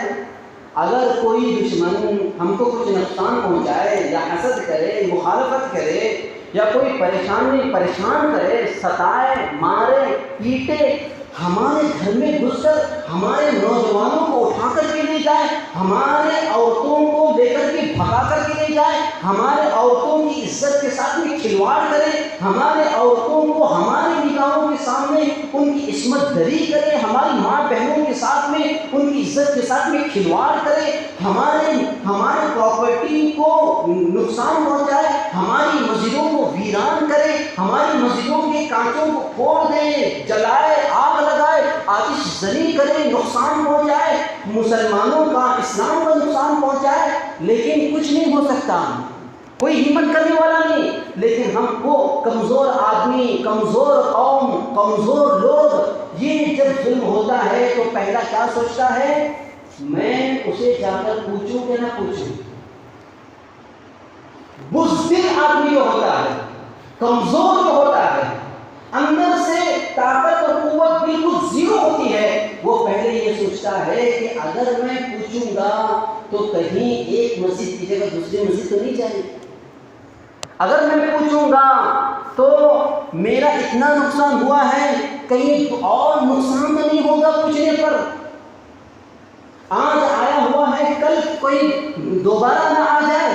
آدمی ایسا سوچتا ہے 100 روپیہ اگر کوئی چرا کر کے لے جائے یا قرض پہ لے کر کے گیا، دینے کا نام نہیں لے رہا ہے، ٹال مٹول کر رہا ہے، ڈاواڈول کر رہا ہے، پوچھے گا تو اندر سے ڈر ہوگا کہیں پوچھوں گا تو اور نہ کھینچ کر کے نہ لے جائے، کیونکہ اس کے مسل پاور سے، اس کی طاقت و قوت سے اسے ڈر ہو رہا ہے، روک طالع ہو چکا ہے، کیونکہ یہ کمزور ہے، اس نے محنت نہیں کی اپنی جسم پر، اس نے اپنے بدن پر محنت نہیں کی ہے، اب کبھی اس کو وقت نہیں ملا ورزش کرنے کا، پوری دن میں 24 گھنٹے میں سے آدھا گھنٹہ 1 گھنٹہ وہ ورزش کے لیے نہیں دے سکتا، اپنے بدن کو مضبوط کرنے کے لیے نہیں دے سکتا، پوری دنیا کو ٹائم دے گا، پوری دنیا کو ٹائم دے گا، واٹس ایپ کو ٹائم دے گا، فیس بک کو ٹائم دے گا، یوٹیوب کو ٹائم دے گا، سوشل میڈیا کو ٹائم دے گا، دوستوں کو ٹائم دے گا، گپ شپ مارنے کے لیے ٹائم دے گا، چوراہے پر بیٹھ کر، چبوترے پر بیٹھ کر گھنٹے گھنٹے گزارنے کے لیے وہاں پر وقت دے گا، وقت نہیں دے گا تو اپنے آپ کو بنانے کے لیے، اپنے آپ کو فٹ رکھنے کے لیے، ورک آؤٹ کرنے کے لیے، ورزش کرنے کے لیے آدھا گھنٹہ دوڑ نہیں لگا سکتا۔ آج یہ ہمارا حال ہے کہ نہیں؟ یہی کمزوری ہے مسلمانوں، سمجھو نوجوانوں، یہ اصل حقیقت ہے۔ آج ہماری کمزوری کی، آج ہماری اس پوزیشن کی، آج ہماری اس حالت زار کی، ہمارے حال پر رونے کا جو موقع آیا ہوا ہے، رونے کی جو نوبت آئی ہوئی ہے، صرف یہی وجہ ہے کہ ہم نے جو کام کرنے تھے نہیں کام کی، ایک چیز کو ہم نے پکڑ لیا، بس اسی کو پکڑ لیا۔ اسلام نے کیا کیا چیزوں کے احکامات دیے ہوئے ہیں، حضور کو ہم نے پوری طرح سے نہیں سمجھا، ہم نے اسلام کو پوری طرح سے نہیں سمجھا، قرآن کو ہم نے پوری طرح سے نہیں سمجھا، حدیث کو ہم نے پوری طرح نہیں سمجھا ہے۔ ایک چیز کو ہم نے سمجھ کے ایک چیز کی طرف چلے گئے، ہم نے مکمل اسلام نہیں سمجھا، مکمل ایمان ہم نے نہیں سیکھا، مکمل دین ہم نے نہیں سیکھا، مکمل قرآن ہم نے نہیں سیکھا، مکمل حدیث ہم نے نہیں سیکھا، مکمل اعتبار سے علماء سے جو فائدہ اٹھانا تھا ہم نے فائدہ نہیں اٹھایا۔ یہ ہماری کمزوریاں ہیں۔ حضور نے اپنی زندگی کے اندر کیا کیا چیزیں سیکھی ہیں، آج میں آپ کو بتاؤں کیا کیا چیزیں حضور نے سیکھی ہیں۔ حضور نے تقریباً 6 چیزیں ورک آؤٹ کی چیزیں سیکھی ہیں۔ کتنے یاد رکھیں گے سب انشاءاللہ؟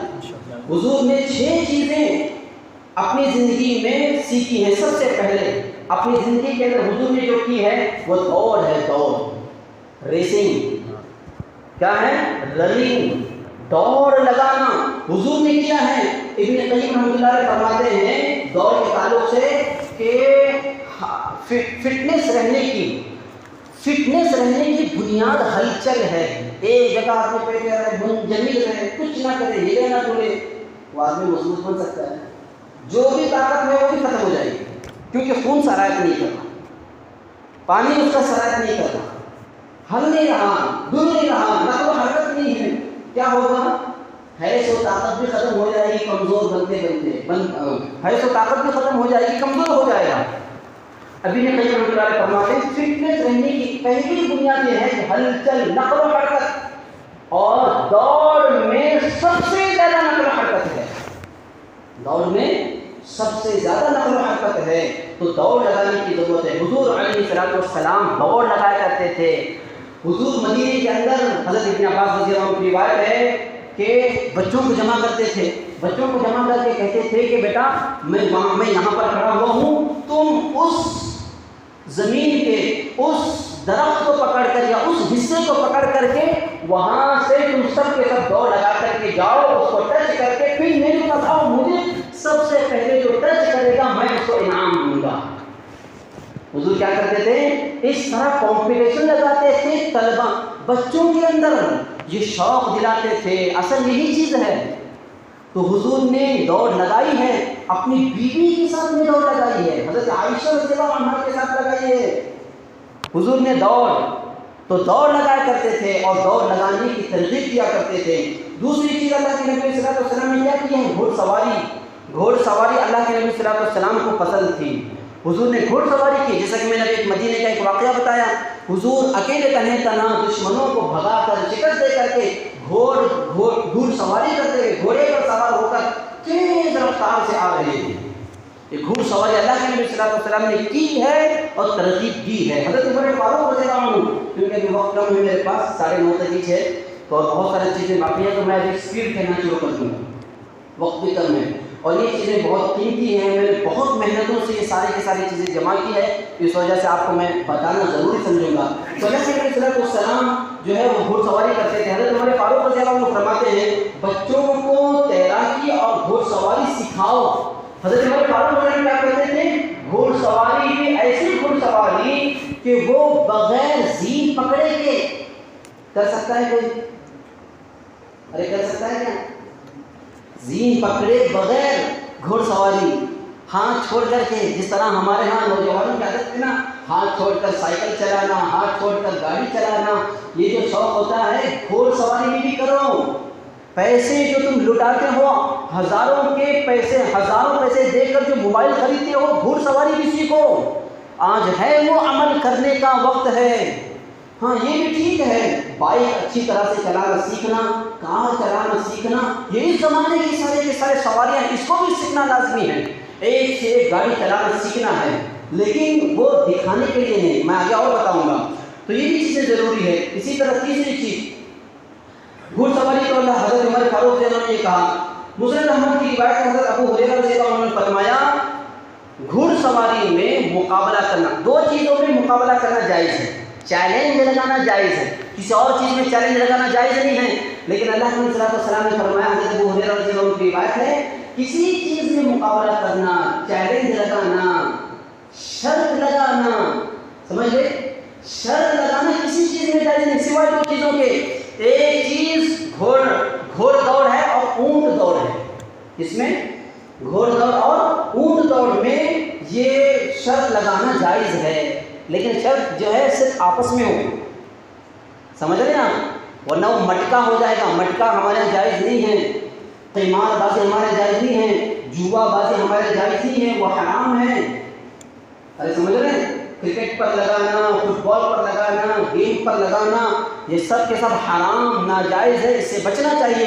یہاں جو اللہ کے صلی اللہ علیہ وسلم نے جو چیز جائز قرار دی ہے گھوڑ دوڑ میں اور اونٹ دوڑ میں، یہ اہمیت کو بتانے کے لیے، ترغیب کو بتانے کے لیے کہ میرا امتی مسلمان چونکہ اللہ کے نزدیک طاقتور مسلمان پسند ہے، اس چیز میں وہ چیلنج لگائے، اس چیز میں وہ مقابلہ کرے.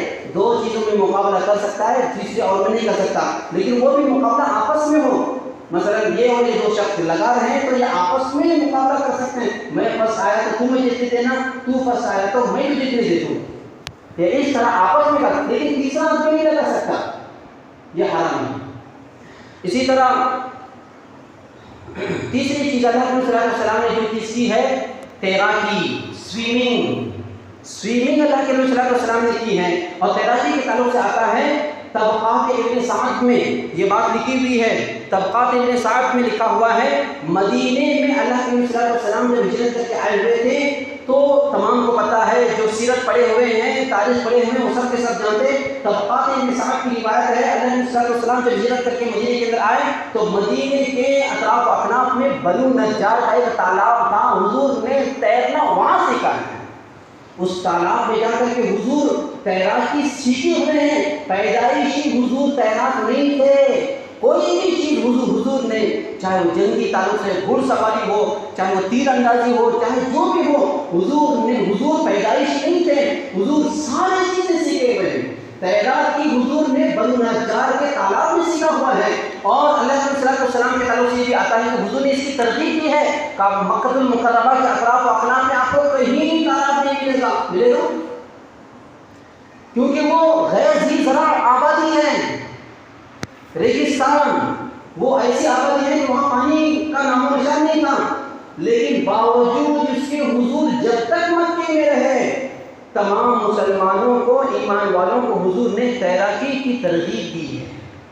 دیکھیے کتنی اہم چیز ہے. اللہ کے نبی نے فرمایا تیراکی کرنے کے لیے وہاں کوئی ساز و سامان نہیں، کوئی سوئمنگ پول نہیں، کوئی تالاب نہیں، کوئی کنواں نہیں ہے، لیکن پھر بھی اللہ کے صلی اللہ علیہ وسلم نے ترغیب دی۔ لیکن جب مدینے میں گئے وہاں تالاب ملا، حضور خود وہاں پر اس کو تیرے اور سیکھے، اور پھر تیراکی کی جو ہے وہ ترغیب دی۔ آج ہمارے مسلمانوں کو کیا ہو گیا؟ کیوں ہمارے مسلمان سوئمنگ پول میں نہیں ملتے؟ کیوں ہمارے مسلمان تیراکی میں نہیں ملتے؟ یہ اچھے اچھے نوجوان دیندار کیوں شرم آتی ہے آپ کو کرنے میں؟ وہاں جا کر پائجامہ اتارنے میں آپ کو شرم آتی ہے، کپڑا اتارنے میں، جبہ اتارنے میں آپ کو شرم آتی ہے؟ شرمتے رہیں گے تو کب بہادر بنیں گے؟ شرمتے رہیں گے تو کب طاقتور بنیں گے؟ شرمتے رہیں گے تو کب آپ دشمن کا مقابلہ کر سکیں گے؟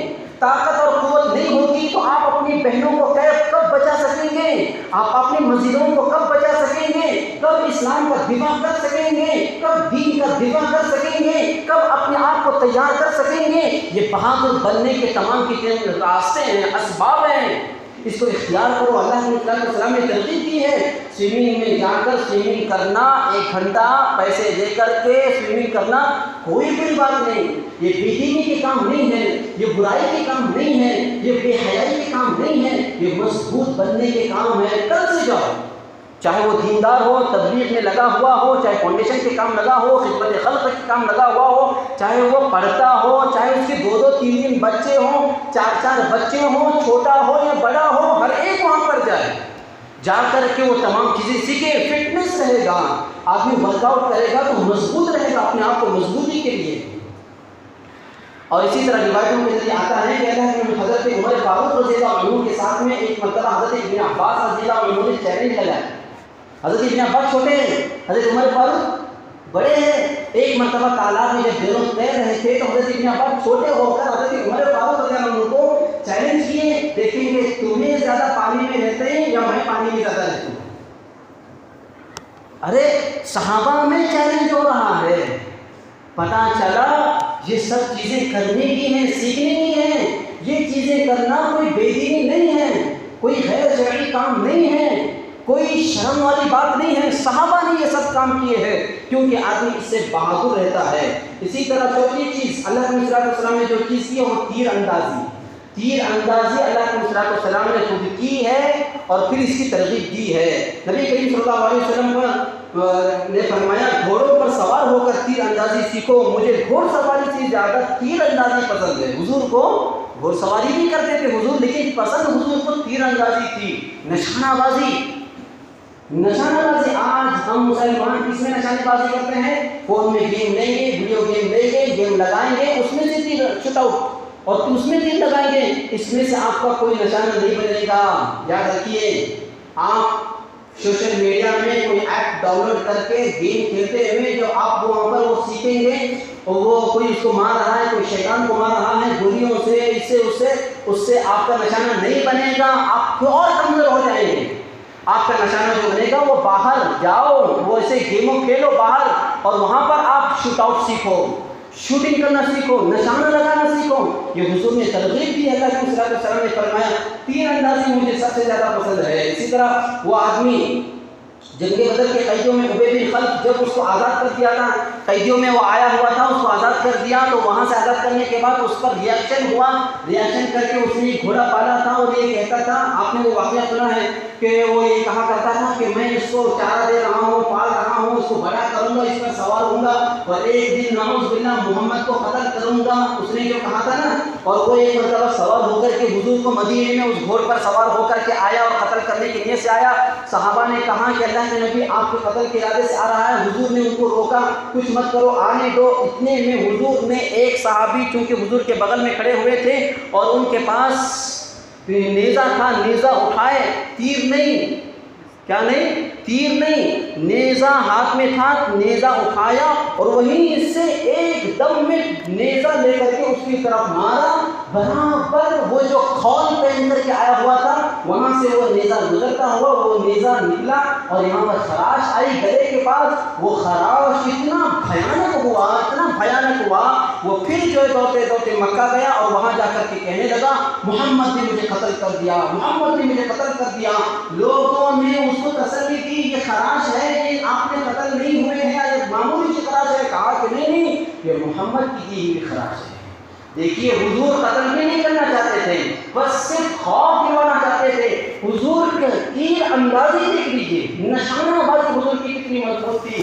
یہ کیسے آئی؟ یہ کیسے آئی؟ کوئی فرشتہ آ کر کے نہیں سکھایا حضور کو، حضور بچپن میں یہ سب سیکھے ہوئے تھے۔ تیر اندازی حضور کیا کرتے تھے۔ اسی طرح اللہ کے نبی علیہ السلام پانچویں چیز تلوار بازی۔ تلوار بازی کے تعلق سے تو آتا ہے ہر جنگ میں حضور، جنگ احد میں، جنگ بدر میں تلواروں سے حضور لڑے ہوئے ہیں۔ اسی طرح حضور علیہ السلام کشتی بھی کیا کرتے تھے، ریسلر، پہلوانی حضور کو آتی تھی، سمجھ رہے ہیں؟ لیکن وہ کپڑوں کے ساتھ ہوا کرتی تھی۔ آج کی پہلوانی جیسے نہیں، وہ لنگوٹ پہن کر کے لڑنا شروع کر دیا، ایسا نہیں تھا۔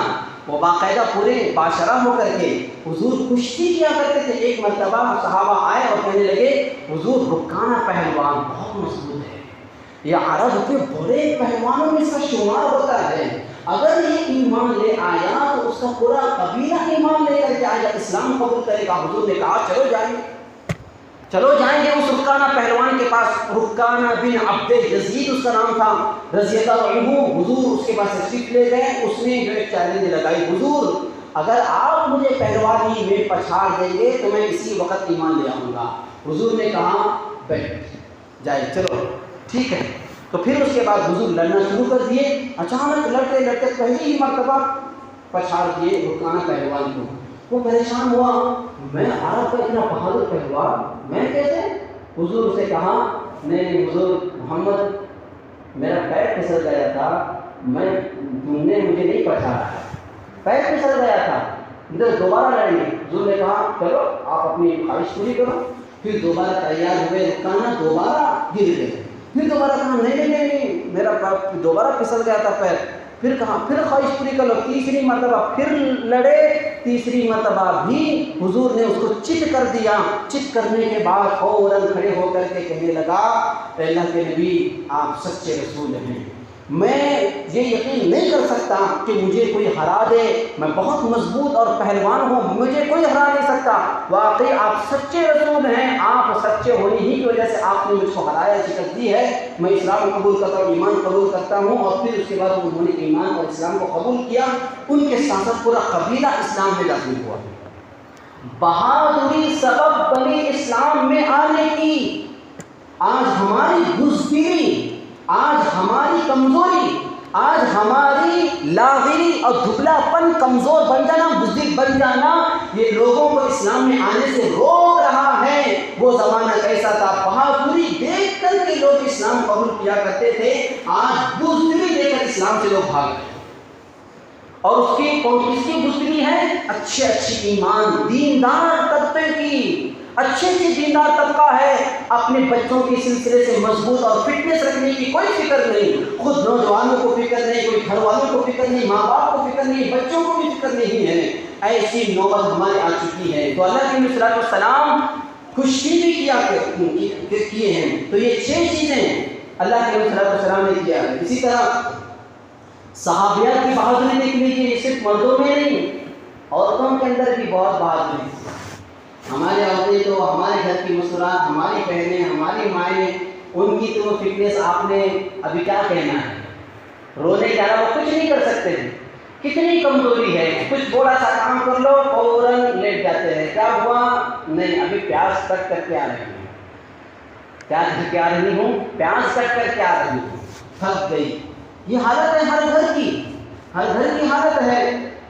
اللہ حفاظت کرے۔ صحابیات کی مضبوطی کو دیکھ لیجیے، صحابیات جنگ احد کے اندر جن 12 صحابہ نے حضور پر جب حملہ ہوا، دندان شکن ٹوٹ گئے تھے اور حضور کے جبین مبارک سے خون جاری ہو رہا تھا، ایسے وقت میں جن 12 صحابہ نے حضور کا گھیراؤ کر کے حضور کے بچاؤ میں اپنے جان اٹھانے کے لیے آگے آگے تھے، ان میں حضرت ام عمارہ رضی اللہ عنہا صحابیہ بھی تھی، بہادر خاتون تھی۔ وہ خاتون اپنے آپ کو لڑ رہی ہے، اپنے آپ کو پیش کر رہی ہے، اور وہ خاتون جو ہے لڑتے لڑتے جب سامنے ایک دشمن آیا، اس نے ڈبل زرہ پہنا ہوا تھا۔ دشمن آیا کافر لڑنے کے لیے، جب اپنا داؤ پیچ اس نے شروع کیا تھا تو ڈبل زرہ پہنا ہوا تھا. اس دشمن کی دفاع، اس کے وار کی، اس کے حملے کی دفاع میں حضرت ام عمارہ اپنے تلوار سے لے کر کے اس پر حملہ کی. حملہ کرنے کے بعد اسی موقع پر، چونکہ حملہ جب ہوتا ہے دشمن کی طرف سے بھی ہوتا ہے، دونوں طرف سے ہوتا ہے، تو جب انہوں نے حملہ کیا تو اس کا جو 2 زرہ پہنا ہوا تھا، ایک زرہ کٹ کر کے گر گیا. اور اسی میں یہ حملے کے دوران حضرت ام عمارہ رضی اللہ عنہا کا بیلنس چک گیا. بیلنس چک جانے کی وجہ سے حضرت ام عمارہ رضی اللہ عنہا کے کاندھے پر، بازو پر اس دشمن کا حملہ لگ گیا، جس کی وجہ سے ان کا ایک بازو معذور ہو گیا. تو یہ صحابیہ آپ غور کیجئے، تیروں کی بوچھار ہے، تلواروں کی بوچھار ہے، مسلمان کمزور پڑ چکے ہیں، دشمن ایک کے بعد ایک حملہ کر رہا ہے. ایسی جنگ کی حالت میں کون بہادر خاتون ہوگی؟ کیسی بہادر خاتون ہوگی وہ جو آگے بڑھ کر کے اپنے آپ کو پیش کر کے لڑنے کی ہمت کی ہے؟ کیسی طاقت، کیسی بہادر ہوگی وہ خاتون، کیسی جوان مردی کے ساتھ میں لڑی ہوگی؟ ایسے صحابیہ تھے. اسی طرح خولہ بنت اسدی جنگ یرموک جب ہو رہی تھی تو ان کے بھائی کو دشمنوں نے پکڑ کر گرفتار کر کے لے گئے.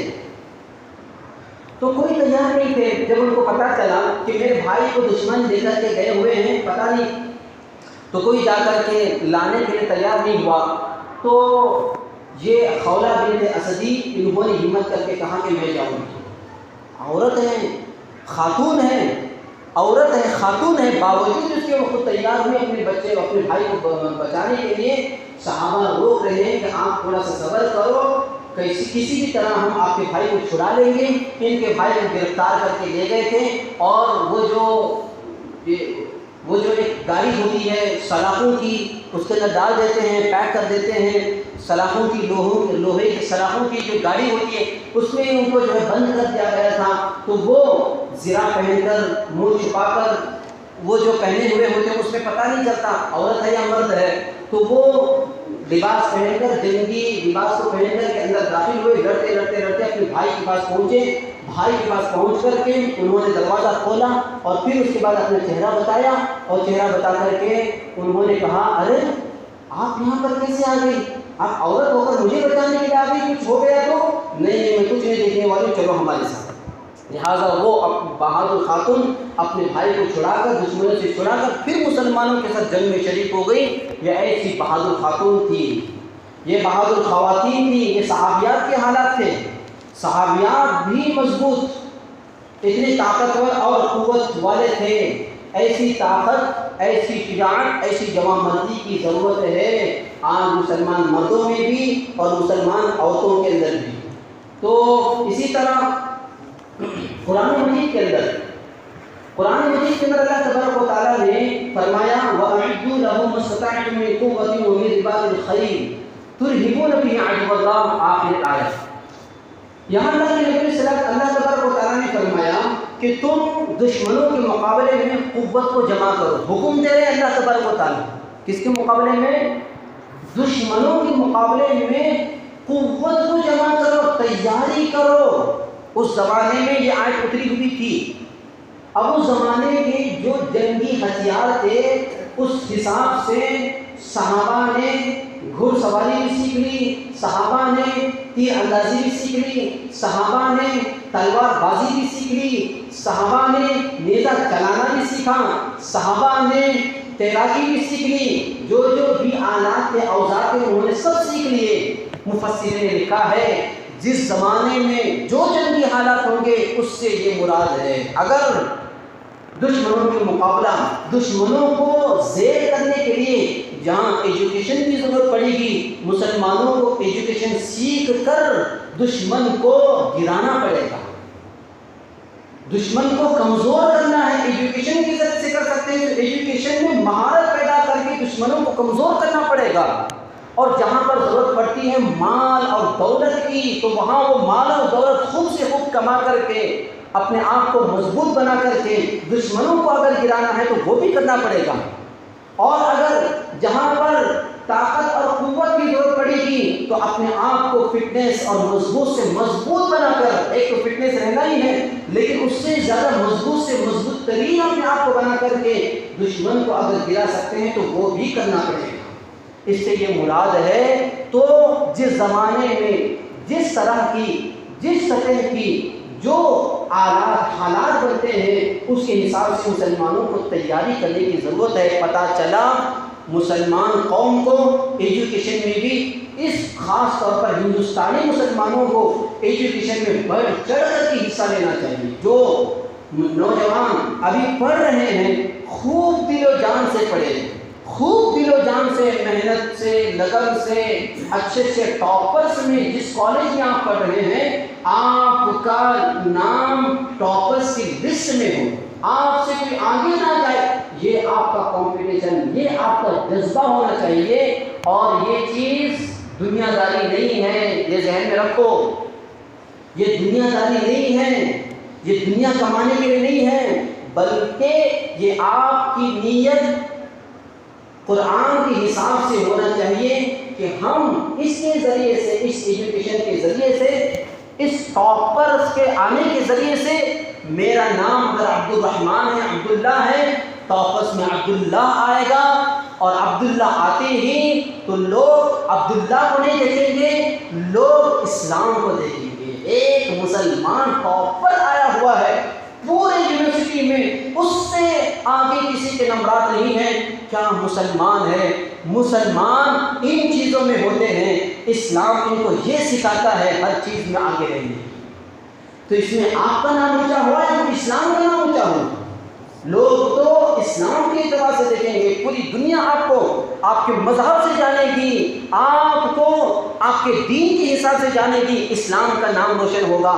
اس حساب سے ہر اسٹوڈنٹ کو، ہر تعلیم حاصل کرنے والے طالب علم کو ضروری ہے، لازمی ہے کہ وہ اس حساب سے بھی اپنی تیاری کریں۔ اسی طرح جیسا کہ میں نے کہا فٹنس میں، مضبوطی میں، طاقت و قوت میں اپنے آپ کو مضبوط رکھنے کی ضرورت ہے۔ اللہ کے نبی صلی اللہ علیہ وسلم نے فرمایا المؤمن القوی خیر من المؤمن الضعیف، طاقتور مومن بہتر ہے کمزور مومن سے۔ کیوں؟ یہ سارے کے سارے اسی کی تشریح ہے، لیکن ساتھ ہی ساتھ اس کی وجہ یہ بھی ہے کہ اگر ظلم ہوتا ہوا دکھے تو حضور نے ایک اور حدیث میں یہ بھی فرمایا من رأى منکم منکرا فلیغیرہ بیدہ۔ اللہ کے نبی نے کیا کہا؟ اگر آپ میں سے کوئی برائی کو دیکھے، غلط ہوتے ہوئے دیکھے تو سب سے پہلے کیا کرنے کا حکم ہے؟ ارے بولو نا، روکنے کے 3 طریقے ہیں۔ ایک پہلا طریقہ کیا ہے؟ من رأى منکم منکرا فلیغیرہ بیدہ۔ پہلا روکنے کا طریقہ کیا ہے؟ بولو، ہاتھ سے روکنا، ہاتھ سے روکنا۔ کوئی ظالم چاقو سے کسی کے اوپر حملہ کر رہا ہے، آپ کیسے روکیں گے؟ بتاؤ کیسے روکیں گے؟ اسی لیے اللہ کے نبی نے پہلا درجہ ایمان کا، کیونکہ اللہ کو کون سا مسلمان پسند ہے؟ طاقتور اور بہادر مسلمان پسند ہے۔ اسی لیے اللہ کے نبی نے کہا ایمان کا اعلیٰ درجہ تمہارا یہ ہے، اللہ کو جو ایمان پسند ہے، اللہ کو جو اسلام پسند ہے وہ اسلام یہ ہے برا ہوتے ہوئے تم دیکھو، اپنے ہاتھ سے روک کر کے دکھاؤ، تب تمہارے ایمان کو دیکھیں گے کہ تمہارا ایمان کب مضبوط ہے، کیسا مضبوط ہے۔ ہاتھ سے روکنے کی تمہارے اندر طاقت نہیں ہے، اللہ کو ایسا مسلمان پسند نہیں ہے۔ ٹھیک ہے وہ مسلمان ہے، ٹھیک ہے اس کا ایمان ہے، لیکن برا ہوتا ہوا دیکھے ہاتھ سے بھی روکنے کی طاقت ہے تو کیا کریں گے؟ آپ کی جوانی کو لے کر، آپ کی جوان مردی کو لے کر کہ کیا کیا جائے گا؟ آپ کی بہادری کہاں گئی؟ آپ کی طاقت اور قوت کیا گئی؟ آپ 20 سال کے ہیں، 25 سال کے نوجوان ہیں، 30 سال کے نوجوان ہیں، نہیں روک سکتے ایک ظالم کو، تو کیا فائدہ تمہاری جوانی کا؟ اس لیے اللہ کے نبی نے فرمایا فلیغیرہ بیدہ، ہاتھ سے روک کر کے دکھاؤ، تب تمہیں تسلیم کیا جائے گا تمہاری مسلمانی کو، تمہارے ایمان کو، تمہارے اسلام کو، تمہاری ایمانی پاور کو، تمہاری روحانی پاور کو تب تسلیم کیا جائے گا یہ اللہ کے نبی نے فرمایا۔ پھر دوسرا درجہ کیا ہے؟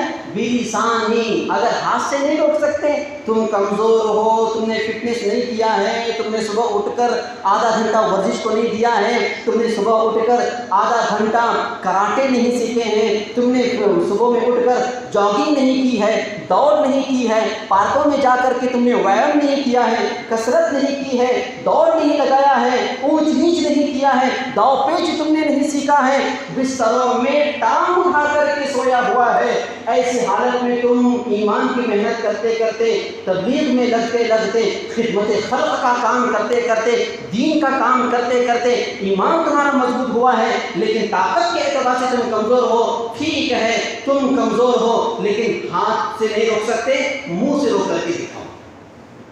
آج کسی کے اندر طاقت ہے منہ سے روکنے کی بھی؟ ایسی طاقت کے ساتھ تم منہ سے بھی روک سکتے ہو، ایسی بہادری سے تم منہ سے روک سکتے ہو، وہ بھی غنیمت ہے۔ آج بولنے کو بھی تیار نہیں، لوگ ظلم ہوتا ہوا دیکھیں تو فوراً فون نکالے گا، ویڈیو کرنا شروع کر دے گا، کچھ بولنے کی ضرورت نہیں پڑتی اس کو۔ ایسے کمزور مسلمان ہوتا ہوا جا رہا ہے، کمزور سے کمزور مسلمان۔ کسی پولٹری فارم میں، مرغی کے فارم میں کوئی مرغی کمزور ہو جاتی ہے، لڑکنے لگتی ہے، ضعیف ہونے لگتی ہے، تو وہ پولٹری فارم کا مالک پریشان ہو جاتا ہے، اس مرغیوں کو کیا ہو رہا، ایک کے بعد ایک کمزور ہوتے ہوئے جا رہے ہیں۔ یا ایک بکروں کو چرانے والا چرواہا، اگر اس کے چرواہے میں ایک سے ایک بکری کمزور ہوتی ہوئی جا رہی ہے، گوشت اس کا نہیں بھر رہا ہے، طاقت اور قوت نہیں پیدا ہو رہی ہے، تو چرواہا پریشان ہو جائے گا، ارے یہ کیا ہے، کس مقصد کے لیے میں چلوا رہا ہوں، کس مقصد کے لیے میں مرغی فارم چلا رہا ہوں، وہ مقصد میں فوت ہو رہا ہوں، وہ مقصد میرا ختم ہو رہا ہے۔ یہ آج نوجوانوں کی حالت دیکھ کر بزرگان دین پریشان ہیں۔ حضرت مولانا سجاد نعمانی صاحب پریشان ہیں، جس مقصد کو لے کر کے چل رہے ہیں اس کے حساب سے کمزور، پریشان ہیں، رو رہے ہیں، بلک رہے ہیں۔ ایسا نوجوانوں کو لے کر کے کیا کیا جائے جو کھڑے ہونے کی طاقت ان کے اندر نہیں ہے، ایک آدمی کو پچھاڑنے کی طاقت نہیں ہے ان کے اندر۔ ظلم ہوتا ہوا دیکھے تو یہ 20 سال کا نوجوان ظلم کو روکنے کی طاقت کے اندر نہیں ہے، 25 سال کا ہٹھا کٹا مسلمان ہے، دین کے اندر لگا ہوا، دینداری بھری ہوئی ہے، کم ذکر کرے گا، سب کچھ کرے گا، دین کی محنتوں میں لگے گا، لیکن ظلم سے روک نہیں سکتا۔ اس وجہ سے آج بزرگان دین پریشان ہیں۔ مسلمانوں، نوجوان مسلمانوں کو کیا ہوا، ان کا مقصد، ان کا فیوچر، ان کا مستقبل کیا ہوگا آخر، اس وجہ سے پریشان ہیں۔ ان کی تڑپ کو سمجھو، ان کی لگن کو سمجھو، اور پھر اپنے آپ کو مضبوط بنانے کی کوشش کرو۔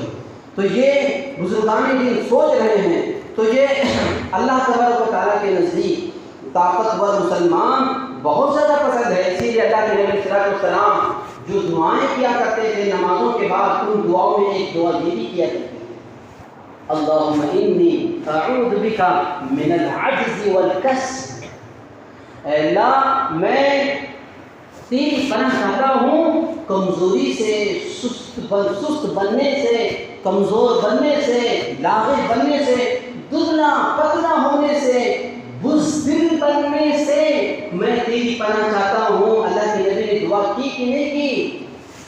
بزدل بننے سے اللہ کے نبی نے پناہ مانگی ہے، تو ہم کیوں بزدل سے بزدل بنتے ہوئے جا رہے ہیں؟ کیا ہماری طاقت 50 سال سے آج کا نوجوان آگے نہیں جا سکتا؟ کیا ہوا؟ مر گیا، کتنے سال کا تھا؟ 50 سال کا تھا۔ کیا ہوا؟ مر گیا، کتنے سال کا تھا؟ 40 سال کا تھا۔ 40 سے 50 سے آگے بڑھنے کو تیار نہیں ہے۔ کیا ہوا؟ ہارٹ اٹیک آ گیا۔ کیا ہوا؟ وہ ہو گیا۔ کیا ہو گیا؟ وہ ہو گیا۔ صرف بڑی تھوڑی بہانے پر کیا ہو گیا؟ یہاں تک کہ میں نے سنا ٹائلس پر پھسل کر کے گر گیا، مر گیا۔ جاتے جاتے چل رہا تھا، ایک گاڑی آ کر کے ٹھوکی، گر گیا، مر گیا۔ تھوڑے بہانے پر آج مسلمان 40 سال کا بہادر مر رہا ہے۔ کیوں؟ گرنے پر بھی اپنے آپ کو کنٹرول کرنے کی طاقت تک نہیں ہے۔ دوسرے کو کیا ہینڈل کرے گا، خود کو ہینڈل کرنے کی طاقت تک نہیں باقی ہے اس کے اندر۔ اسی لیے بزرگان دین اکابرین پریشان ہیں کہ آج ان امت کے ان نوجوانوں کا کیا حال ہوگا، کیوں یہ کمزور بنتے ہوئے جا رہے ہیں، کیوں اپنے تعلق سے سوچ نہیں رہے ہیں۔ اس لیے اپنے اندر بزدلی لانے سے بچائیں۔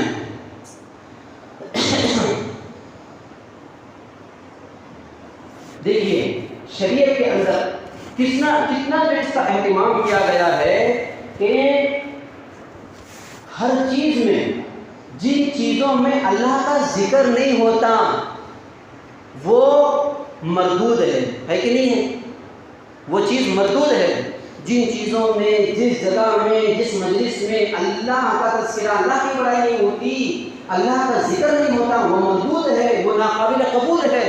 لیکن ایک حدیث میں یہ بھی آیا ہے 4 چیزیں ایسی ہیں جس میں اللہ کا ذکر بھی نہیں ہے تب بھی وہ غفلت گوارا ہے. جس میں اللہ کا ذکر نہیں ہے وہ غفلت گوارا ہے. وہ کون سی چیز ہے؟ اللہ کے نبی صلی اللہ علیہ وسلم نے فرمایا اپنی بیوی کے ساتھ کھیلنا، اپنی بیوی کے ساتھ میں مذاق کرنا، کھیلنا، اس میں غفلت گوارا ہے. یہ اس سے آدمی کی ازدواجی زندگی مضبوط ہوتی ہے، پیار محبت بھری زندگی اس کو حاصل ہوتی ہے. کیونکہ آج ہمارا شوق کیسے بن گیا؟ معشوقہ کے ساتھ میں اس کو میسیجز کرنا، اس کے ساتھ ہنسی مذاق کرنا، عشق اور پیار کی میسیجز کرنا، شاعری کہنا ایک فیشن بن گیا. اور اپنی بیوی کے ساتھ میں لڑتے رہنا، اس کا جو ہے اس کو ہجو کرنا، اس کو گرانا، اس کو زیر کرنا، اس کی عزت نیلام کرنا، اس کو بے عزت کرنا، اس کو ذلیل کرنا آج معاشرے کا شیوا بن گیا. اللہ کے نبی صلی اللہ علیہ وسلم نے فرمایا اگر بیوی کے ساتھ میں پیار محبت بھری باتیں کرنے میں اگر تم ذکر سے غافل ہو یہ غفلت گوارا ہے، یہ غفلت گوارا ہے، لیکن تم یہ کرو. اسی طرح اللہ کے نبی صلی اللہ علیہ وسلم نے فرمایا گھوڑے کو مانوس کرنا، گھوڑے کو مانوس کرنا، گھوڑے کو مانوس کرنے کے لیے ایک وقت جاتا ہے. گھوڑا اپنے اوپر سوار ایسے ہی ہونے نہیں دیتا، پہلے اس کو سوار کرنا پڑے گا، پھر آپ کو جنگوں میں وہ کام آئے گا، پھر آپ کو سفروں میں کام آئے گا، پھر آپ کو ہر جگہ وہ کام آئے گا. وہ مانوس کرو کیونکہ اس کے ذریعے سے تمہاری فٹنس بنتی ہے، تمہاری طاقت بنتی ہے، مضبوط بنتے ہو. تیسری چیز اللہ کے صلی اللہ علیہ وسلم نے فرمایا تیر اندازی میں ہدف سے تیز تیر نکالنا. تیر اندازی میں آپ کو محنت لگتی ہے، یہاں سے تیر وہاں لگائے، وہاں تیر نکال کر کے پھر لے کر آئے، پھر لگائے، پھر یہاں سے تیر نشانہ کرنے کے لیے تیر وہاں پر چلائے، پھر وہاں سے نکال کر کے پھر یہاں آئے. یہ جو تمہارا وقت لگ رہا ہے اگر اس میں بھی تمہاری اللہ سے تم غافل ہو یہ غفلت تھوڑی بہت گوارا ہے. اسی طرح اللہ کے نبی صلی اللہ علیہ وسلم نے فرمایا تیراکی، سوئمنگ میں، تیراکی میں، تیرنے میں بھی اگر اللہ کی طرف سے تم تھوڑا بہت غافل ہو رہے ہو یہ غفلت بھی گوارا ہے. کیوں؟ اس سے تمہاری فٹنس بنتی ہے، نوجوان اس سے مضبوط رہتا ہے، مسلمان اس سے ہٹا کٹا رہتا ہے. کیونکہ یہی جوان مردی، یہی شجاعت، یہی بہادری، یہی طاقت اور قوت، یہی جرأت مندی آگے مستقبل اور قوم کو، ملت کو کام آ سکتا ہے. اس وجہ سے اس کو گوارا دیا گیا، اس وجہ سے اس کو جو ہے چھوڑ دیا گیا. اسی طرح صحت مندی کی زندگی، طاقتور کی زندگی، بہادری کی جو زندگی ہے یہ زندگی اگر تھوڑی ہے، مختصر ہے تب بھی یہ پسندیدہ ہے. لمبی زندگی بیماریوں کے ساتھ میں جی رہے ہو، لمبی زندگی ہے، 60 سال کی زندگی، 70 سال کی زندگی، 20 سال سے کرسی پر بیٹھ کر نماز پڑھ رہے ہیں، 20 سال سے تم کچھ نہیں کر سکتے، کمزور، شوگر آپ کو 20 سال سے ہے، بی پی آپ کو 25 سال سے ہے، یہ ساری کی ساری چیزیں ہیں. لیکن شریعت کا مزاج کیسا ہے؟ آپ مضبوط ہو کر، بہادر ہو کر، طاقتور ہو کر، مختصر آپ کی زندگی ہے اور آپ مر رہے ہیں، مرتے تو نہیں لیکن آپ کی مختصر زندگی ہے. شریعت کا مزاج یہ ہے کہ یہ پسندیدہ ہے. اسی لیے حضرت ٹیپو سلطان رحمۃ اللہ علیہ نے وہ جو مشہور مقولہ کہا تھا کہ کیا کہا تھا؟ شیر کی 1 دن کی زندگی گیدڑ کی 100 سالہ زندگی سے بہتر ہے. حضرت ٹیپو سلطان رحمۃ اللہ علیہ نے یہ مقولہ کیوں کہا تھا؟ یہ مشہور مقولے کے اندر شیر کی زندگی کا تذکرہ کیوں کیا تھا؟ میڈیکل کے اسٹوڈنٹ جانتے ہیں شیر کی زندگی کا تذکرہ اس وجہ سے کیا تھا کہ شیر کی زندگی دوسرے جانوروں کے مقابلے میں شیر کی زندگی صرف 10 سال یا 15 سال ہوتی ہے، اور جو زو میں ہوتے ہیں نا اس سے بھی مختصر ہوتے ہیں. 10 سال یا 15 سال کی زندگی شیر کی ہوتی ہے، اور گیدڑ کی زندگی 100 سال بہت زیادہ ہوتی ہے شیر سے کی، تو یہ شیر 10 سال 15 سال جیتا ہے، لیکن پورے جنگل پر راج کر کے زندگی گزارتا ہے، پورے جنگل کے جانوروں پر اس کا روب رہتا ہے، دبدبا رہتا ہے، اس کا ایک ڈر اور خوف رہتا ہے، اس پر کوئی ظلم نہیں کرنے والا رہتا، اس کو کوئی ستانے والا نہیں رہتا، اس کا کوئی حق دبانے والا نہیں رہتا، ایسی بہادری کی زندگی گزار کر جاتا ہے۔ اسی وجہ سے حضرت ٹیپو سلطان رحمۃ اللہ علیہ نے حضرت شیر کی مثال دیے تھے، شیر کی زندگی کو پسند کیے ہوئے تھے، اور شیر کیسی بہادری زندگی گزارتا ہے، اس کی فٹنس بھی اتنی مضبوط ہے، اور فٹنس مضبوط ہونے کے ساتھ ساتھ وہ ورک آؤٹ بھی ویسے کرتا ہے۔ اس کے بارے میں آتا ہے، آپ نے میڈیکل میں پڑھا ہوگا، میڈیکل کے اسٹوڈنٹ، کہ وہ فی گھنٹہ 120 کلومیٹر دوڑ سکتا ہے۔ کتنے؟ ایک گھنٹے میں 120 کلومیٹر۔ تو سوچئے اس کے سپیڈ کتنی ہوگی۔ آج ہمارے مسلمانوں کو دوڑنے کے لیے کہو، اگر دوڑ بھی لگا بھی دیے فجر کے بعد، کبھی اٹھ کر دیوانہ اٹھا ماہرہ اٹھا کی طرح اگر اٹھ کر اگر دوڑ لگا بھی دیا، تو لگانے کے بعد یہاں سے ایک محلہ تھوڑے 40 قدم دوڑ دیے، دوڑنے کے بعد اگر کوئی اس کو کہے گا السلام علیکم، میں رک جا رہا پانی پیتا ہوں بعد میں جواب دیتا ہوں، یہ حالت ہے کہ نہیں ہماری؟ آج یہ حالت ہماری بنی ہوئی ہے۔ تو مسلمانوں اپنے اوپر ظلم نہ کرو، اپنے اوپر ظلم نہ کرو، اپنی صحت کی فکر کرو۔ اللہ کے نبی صلی اللہ علیہ وسلم نے مضبوطی اور طاقت و قوت، اور اللہ تبارک و تعالیٰ نے ان تمام چیزوں کو جو ہے پسند کیا ہے۔ فٹنس صرف اللہ کی نعمت نہیں ہے، بلکہ اللہ کی تمام نعمتوں سے فائدہ اٹھانے کا ذریعہ ہے۔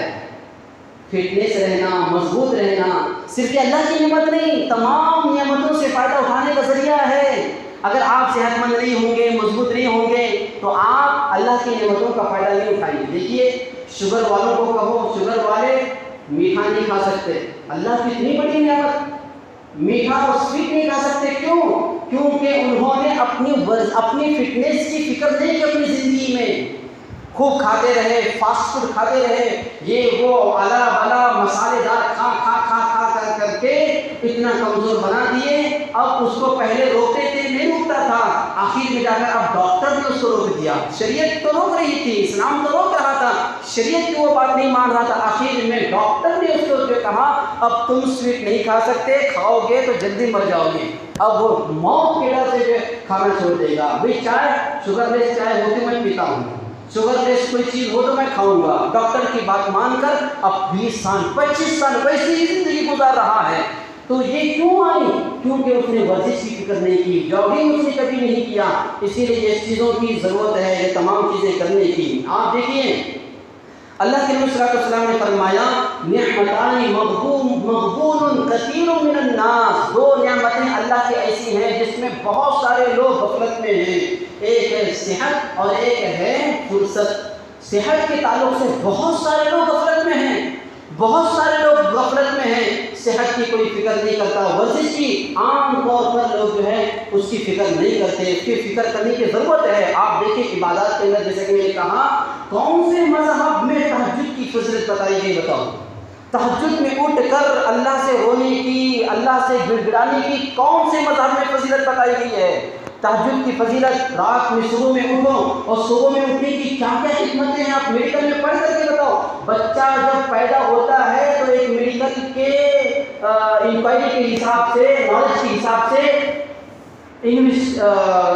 تحقیق کے اعتبار سے میڈیکل کے 4700 بیماریوں کے ساتھ ہر بچہ پیدا ہوتا ہے، ہر بچہ 4700 بیماریوں کے ساتھ میں پیدا ہوتا ہے۔ اور جب آدمی بڑا ہو کر کے دوڑنے لگتا ہے، اور خاص طور پر فجر کے وقت میں جب دوڑ لگاتا ہے، جاگنگ کرتا ہے، تو دوڑنے کی وجہ سے اس کی جو سانس کھلتی ہے اور منہ سے جو ہوا نکلتی ہے، اس منہ کے ذریعے سے جو ہوا نکلتی ہے اس سے کئی بیماریاں دور ہو جاتی ہیں۔ آج مسلمان کر رہے ہو، اور آج اسی طرح وقت ختم ہو رہا ہے، اور اسی طرح آج ہمارا جو ہے رات میں سونا جلدی نہیں ہے، سونا نہ جلدی ہونے کی وجہ سے جو بہت ساری بیماریاں ہم موڑ رہے ہیں، ہمارے مسل پاور جیسے ہونی چاہیے نہیں، ہماری جیسی طاقت و قوت ہے ویسی نہیں ہے، رات میں جلدی نہ سونے کی وجہ سے۔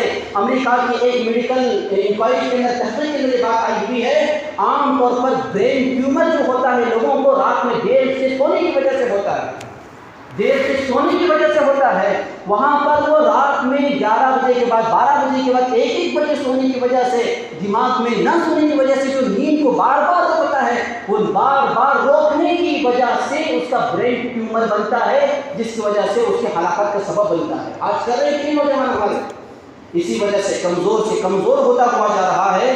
اسی لیے یہ بہت زیادہ سوچنے کی ضرورت ہے۔ تہجد میں اٹھو، فجر کی نماز میں اٹھو، فجر کی نماز میں دیکھیے غیر قوموں کے لوگ، ہندو لوگ، غیر مسلم لوگ، فجر میں جم میں کئی لوگ وہاں پر ہندو نوجوان نظر آتے ہیں، غیر مسلم نظر آتے ہیں آج جموں کے اندر، کراچی کے اندر، ہمارے یہاں تو بیلگام کے اندر میں بات کر رہا ہوں، اور ہر جگہ ہو سکتا ہے، یہاں بھی وہی حال ہوگا۔ تو ہر جگہ میں جب صبح میں اٹھتا ہوں، فجر میں تہجد میں اٹھتا ہوں، ہر دن کا وہ معمول ہے، تو جب میں نے اپنی آنکھوں سے دیکھا غیر مسلموں کے لمبی لمبی قطار کے ساتھ چھوٹے چھوٹے بچوں کو وہ کراٹے سکھا رہے ہیں، کیا ہوا ہمارے مسلمانوں کو کہ کیوں نہیں سکھا رہے؟ کیوں ہوش کے ناخن لینے کے لیے تیار نہیں ہیں؟ کیوں جو ابھی بھی بیدار ہونے کو تیار نہیں ہیں؟ ہمارے بچوں کو ہم سلا رہے، خود بھی سو رہے، خود بھی بچوں کو بھی سلا رہے، 10 بجے 11 بجے تک اٹھا رہے ہیں۔ ایسے کیسے جو ہے تمہاری فٹنس بنے گی؟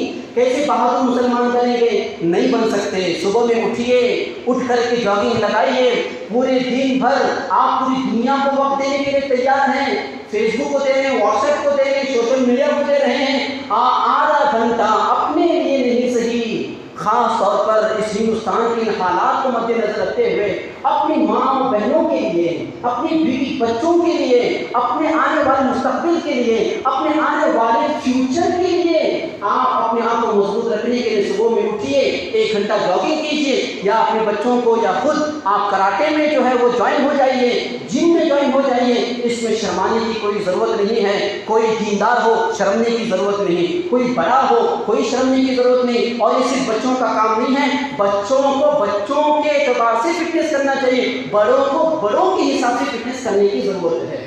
سب کریں گے انشاءاللہ۔ اللہ تعالیٰ ہم تمام کو ان تمام باتوں پر عمل کرنے کی توفیق عطا فرمائے۔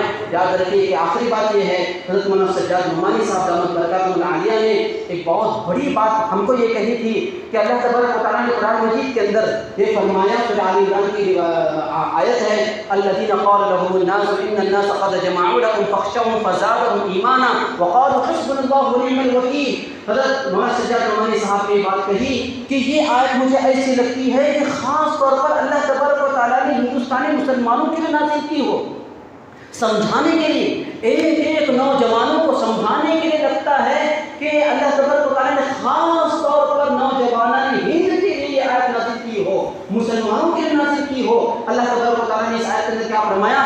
الذین قال لهم الناس ان الناس قد جمعوا لهم فاخشوهم، وہ لوگ جو لوگ یہ کہتے ہیں کہ ارے دیکھو تمہارے خلاف لوگ جمع ہوئے ہیں، تمہارے خلاف لوگ بول رہے ہیں، تمہارے خلاف لوگ نفرتیں پھیلا رہے ہیں، تمہارے خلاف میڈیا ہو چکی ہے، تمہارے خلاف ڈپارٹمنٹ ہو چکا ہے، تمہارے خلاف سیاست ہو چکی ہے، تمہارے خلاف آج حکومت ہو چکی ہے، تمہارے خلاف آج پولیس ہو چکی ہے، تمہارے خلاف آج ہندوستان کے دنیا کے بڑے بڑے قبیلے کے الگ الگ لوگ الگ الگ طور پر تمہارے خلاف بولنے لگے ہیں۔ یہ سب کچھ ہو رہا ہے جب اس طرح مسلمانوں کو یہ خبریں پہنچتی ہے کہ تمہارے خلاف لوگ اکٹھا ہو رہے ہیں، کفر اکٹھا ہو رہا ہے، شرک متحد ہو رہا ہے، تو ایسے خبروں کی وجہ سے مسلمانوں کے اندر ایمانی تازگی آنی چاہیے، ایمان اس سے مضبوط ہونا چاہیے۔ لیکن آج ہمارا حال کیا ہے؟ آج ہمارا حال کیا ہے؟